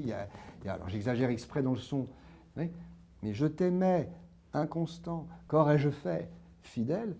Qu'aurais-je fait si tu avais été fidèle? C'est pas la même chose que je t'aimais inconstant. Qu'aurais-je fait fidèle? Ça veut rien dire. C'est comme tout à l'heure. Oui. Donc tout ça, c'est de la langue, mais ça a tellement d'importance, je trouve. Voilà, un présent, un futur. Et notre langue française est très très belle, hein, quand même. Hein. Elle a des qualités incroyables d'espace, de temps. Alors, bon, voilà, moi, mon souci, c'était un petit peu là. Vous riez amusé, c'est ça, hein? Non, non, c'est parce que j'ai une amie qui a fait passer le bac il n'y a pas très longtemps. Et elle a dit, c'était le poème de Baudelaire, c'est à Clermont-Ferrand, au lycée Blaise Pascal. Le poème, c'était « Il les rafraîchirait avec des palmes ». Oui. Un oral de bac, et elle a dit « Qu'est-ce que ça vous évoque ?» Et il a dit « Des palmes !» Oui, oui. Je vous jure, ça semble tellement incroyable. Oui, mais c'est... Montrant que la prof est idiote. Des palmes, voilà. Oui, ben, oui, il a vu des palmes. L'important, c'est qu'il ait vu quelque chose. Après, Oui, ben... mais quand même. C'est C'est un quand peu même. académique quand même. Ouais. Bon. Mais Est-ce qu'il y a éventuellement des questions ou des pensées sur lesquelles on n'est pas allé clairement, on n'a pas creusé quelque chose? oui. Moi, j'apprécie votre définition de l'égalité. Parce que ce que je trouve, c'est que l'égalité, on a rétréci pour dire fraternité, égalité, liberté. Mais en fait, c'était l'égalité devant la loi. Oui. Donc on devrait toujours dire ça, parce que c'est l'égalité devant la loi, vous êtes rien, vous êtes tout, et ben vous êtes jugé pareil. En droit. Oui. En droit. Donc c'était l'égalité en droit. Et ce que les personnes maintenant ont compris souvent, c'est que vous êtes petit et moche, et ben vous voulez être un truc, et pourquoi? Et ben, oui, il faut couper les pieds et les têtes parce qu'il est plus grand et puis moi je suis plus petit. Bon, en gros, hein, je caricature, mais cette histoire d'égalité, ils veulent de l'égalité partout. Ce qui est pas possible, c'est pas ça le propos. L'égalité, c'est-à-dire que vous considérez que vous avez un être humain qui est le même que vous en face, pas avec les mêmes choses à l'intérieur, mais que c'est un être humain, même si vous êtes prof et que vous avez un élève, c'est un être humain comme vous, c'est ça l'égalité. Moi j'adore cette définition que vous avez faite. Il est égal en dignité, oui, tout à fait. Oui. Mais l'augmentation existe aussi. Mais bien c'est sûr, pas égal. ça n'empêche que vous avez un savoir que vous allez transmettre. Mais où votre savoir est en surplomb, et dans ce cas-là, vous considérez qu'il se tait, etc. Mais si il se tait, encore une fois, c'est parce qu'il construit quelque chose. Et voilà, Je trouve qu'on fait beaucoup d'erreurs au nom de l'égalité et qu'on ne comprend pas que c'est l'égalité devant la loi et que c'est autre chose. Non, mais le professeur est quand même supérieur, enfin, je ne veux pas le supérieur. Même Il si connaît le- plus de choses. Oui, c'est ça. Oui, bien Alors, c'est le sûr. supérieur qui fait à nuancer. Ah ben bien sûr, il a un savoir. Supérieur par rapport à l'autre. C'est bien ce qu'avait dit Platon sur l'histoire des fils, quand les fils se révoltent contre leur père, etc. Il y a plus d'unité. C'est bien quand les élèves se dressent contre leur pédagogue. C'est la barbarie. Absolument. Le prof, on sait quand même plus que l'élève. Même si l'élève Oui. est égal. Attention au terme de barbarie quand même. Hein. C'est un terme qui est beaucoup utilisé actuellement pour stigmatiser les autres. Mais il était chez Platon. Il n'y a pas de barbare en absolu. Oui. Il y a des gens contradictoires. Non, c'est le début de la tyrannie. qui font... C'est la Oui, tyrannie. mais c'est autre chose. Mm. Mais la barbarie, on peut même être auteur d'actes barbares sans pour autant être étiqueté dans son être comme un être barbare. Je crois que là, il y a une utilisation, une surutilisation du terme dont il faut se méfier. Hein. C'est comme le thème d'homme au domaine de pervers narcissique. On ne peut pas ne pas avoir quelqu'un dans le nez sans le déclarer pervers narcissique. Bien, oui, c'est une stigmatisation comme une autre, mais qui sidère l'autre dans une identité qu'on lui renvoie dans la figure. Donc, le terme barbare peut-être qu'il y a des actes barbares, mais je pense, ou tout au moins, ça c'est mon idéologie et mes illusions, je pense que personne ne peut être réduit au terme barbare, encore qu'il y a pour certains où on peut se poser la question. Mais il faut résister à cataloguer les autres pour les résumer. Je sais pas, hein. Oui, oui, bien sûr, mais la barbarie. La Oui. tyrannie, je sais pas. Oui, la tyrannie, c'est différent. C'était pas la barbarie. Bon, je vous dis juste un mot d'un acte aussi que je mène depuis une vingtaine d'années, c'est-à-dire conscient qu'il y a des lieux élitistes au fond. Hein. Bon, j'ai eu la chance donc de connaître quelques enseignants formidables, de venir d'un milieu extrêmement modeste et même un peu aliéné. Je vivais dans une gendarmerie, pour tout vous dire, au-dessus de la salle de dégrisement, où j'entendais des cris toute mon enfance, j'entendais des cris et peut-être même des tortures, j'en sais rien. Enfin, dans le genre, et j'allais à l'école, et l'école était pour moi un lieu de fiction, justement. Voilà, on se racontait des histoires, la maîtresse lisait des textes, enfin voilà, je pouvais mettre de l'apaisement quand c'était de la fiction et que la vie, très concrètement, était angoissante. Voilà, pour moi. J'ai reconnu ça 2 ou 3 fois chez des enseignants passionnés, comme je vous le disais, puis ensuite j'ai connu des lieux de théâtre nationaux. J'ai eu la chance de rentrer au Conservatoire national. J'y enseigne aussi par ailleurs aujourd'hui. Et j'ai vu aussi les lieux privilégiés, au fond, élitistes, hein, où ça se passait. Donc j'ai assez tôt eu envie, ayant été un peu esclave et m'étant un peu émancipé, de fonder un lieu qui soit hors des champs institutionnels, comme le Conservatoire ailleurs. Et j'ai fondé en Corse, dans un petit village de Corse, une association qui consiste à ce que les amateurs vivent des expériences artistiques puissantes avec des professionnels, que justement il y ait tous les arts mélangés, et qu'il y ait la possibilité qu'un jeune soit avec un néophyte, soit avec un initié, un enseignant justement avec un prof, un professionnel aguerri avec un amateur, un éducateur, on n'a pas parlé d'eux, mais c'est quand même une responsabilité extrêmement importante avec une formation minimaliste de toutes ces questions. Donc ça fait 22 ans que ça existe, ça s'appelle l'ARIA, peut-être vous aurez envie de voir, parce que c'est un lieu contributif, qui n'est pas un lieu marchand, où chacun apporte son énergie, et fait que ça construit des fictions théâtrales, mais donc dans tous les arts mélangés, et dans des représentations publiques.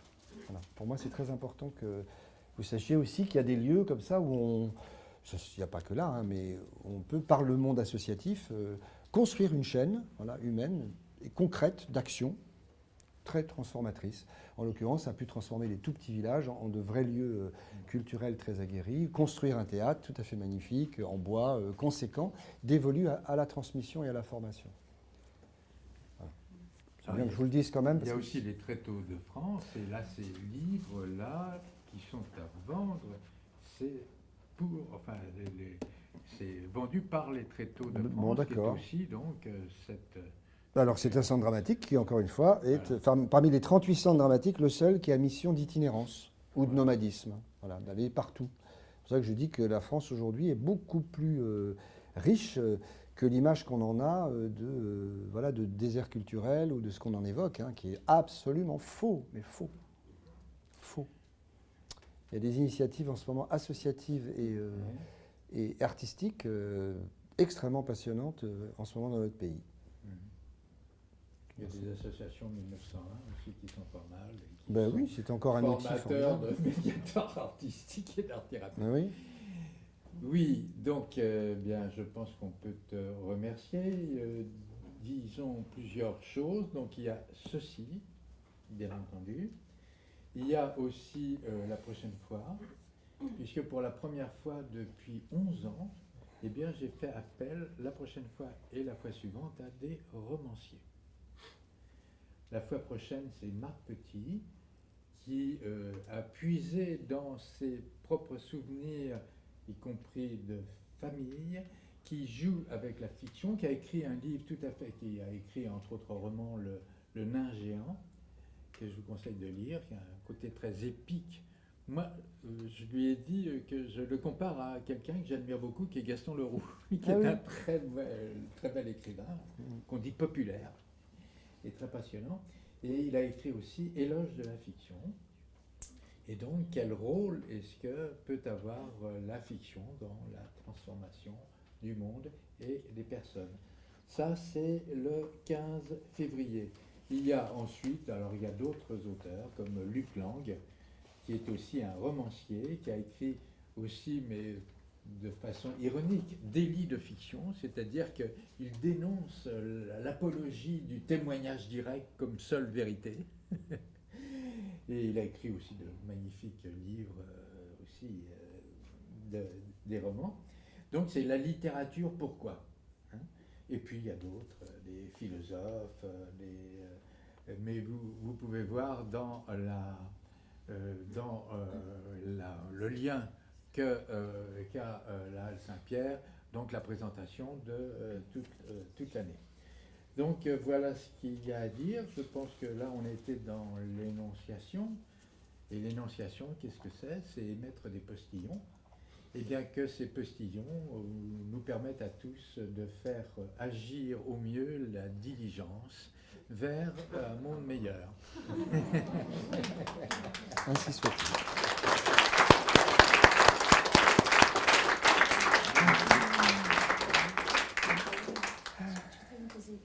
Oui. J'ai beaucoup aimé la citation de Paul Valéry. Oui. Sur la voie de l'enfance. Oui. Alors, je crois que c'est dans un des cahiers, je ne sais pas, 17 à mon souvenir, mais voilà, après les cahiers de Valéry, il y a beaucoup de... Enfin, voilà. Et ce qu'a dit Valéry, justement... Mais vous tapez les mots, peut-être. Oui. Vous tapez, alors, je vous donne 2 ou 3 mots. À un certain âge tendre, j'ai peut-être entendu une voix. Ça, avec au moins cette phrase, vous pouvez sans doute... Il y a un mot dans ces cahiers, qui est d'ailleurs dans ces derniers cahiers, c'est un mot qui a conclu ce que tu as dit, c'est le mot transformation, c'est le sujet par excellence. Et c'était un argument de Ballet. Hein, c'est Valéry, c'est la danse classique, mais il écrit des choses admirables sur la danse. Transformation, c'est le sujet par excellence. Ben, Mais oui. on est là-dedans. Oui, oui. Donc, voilà, si vous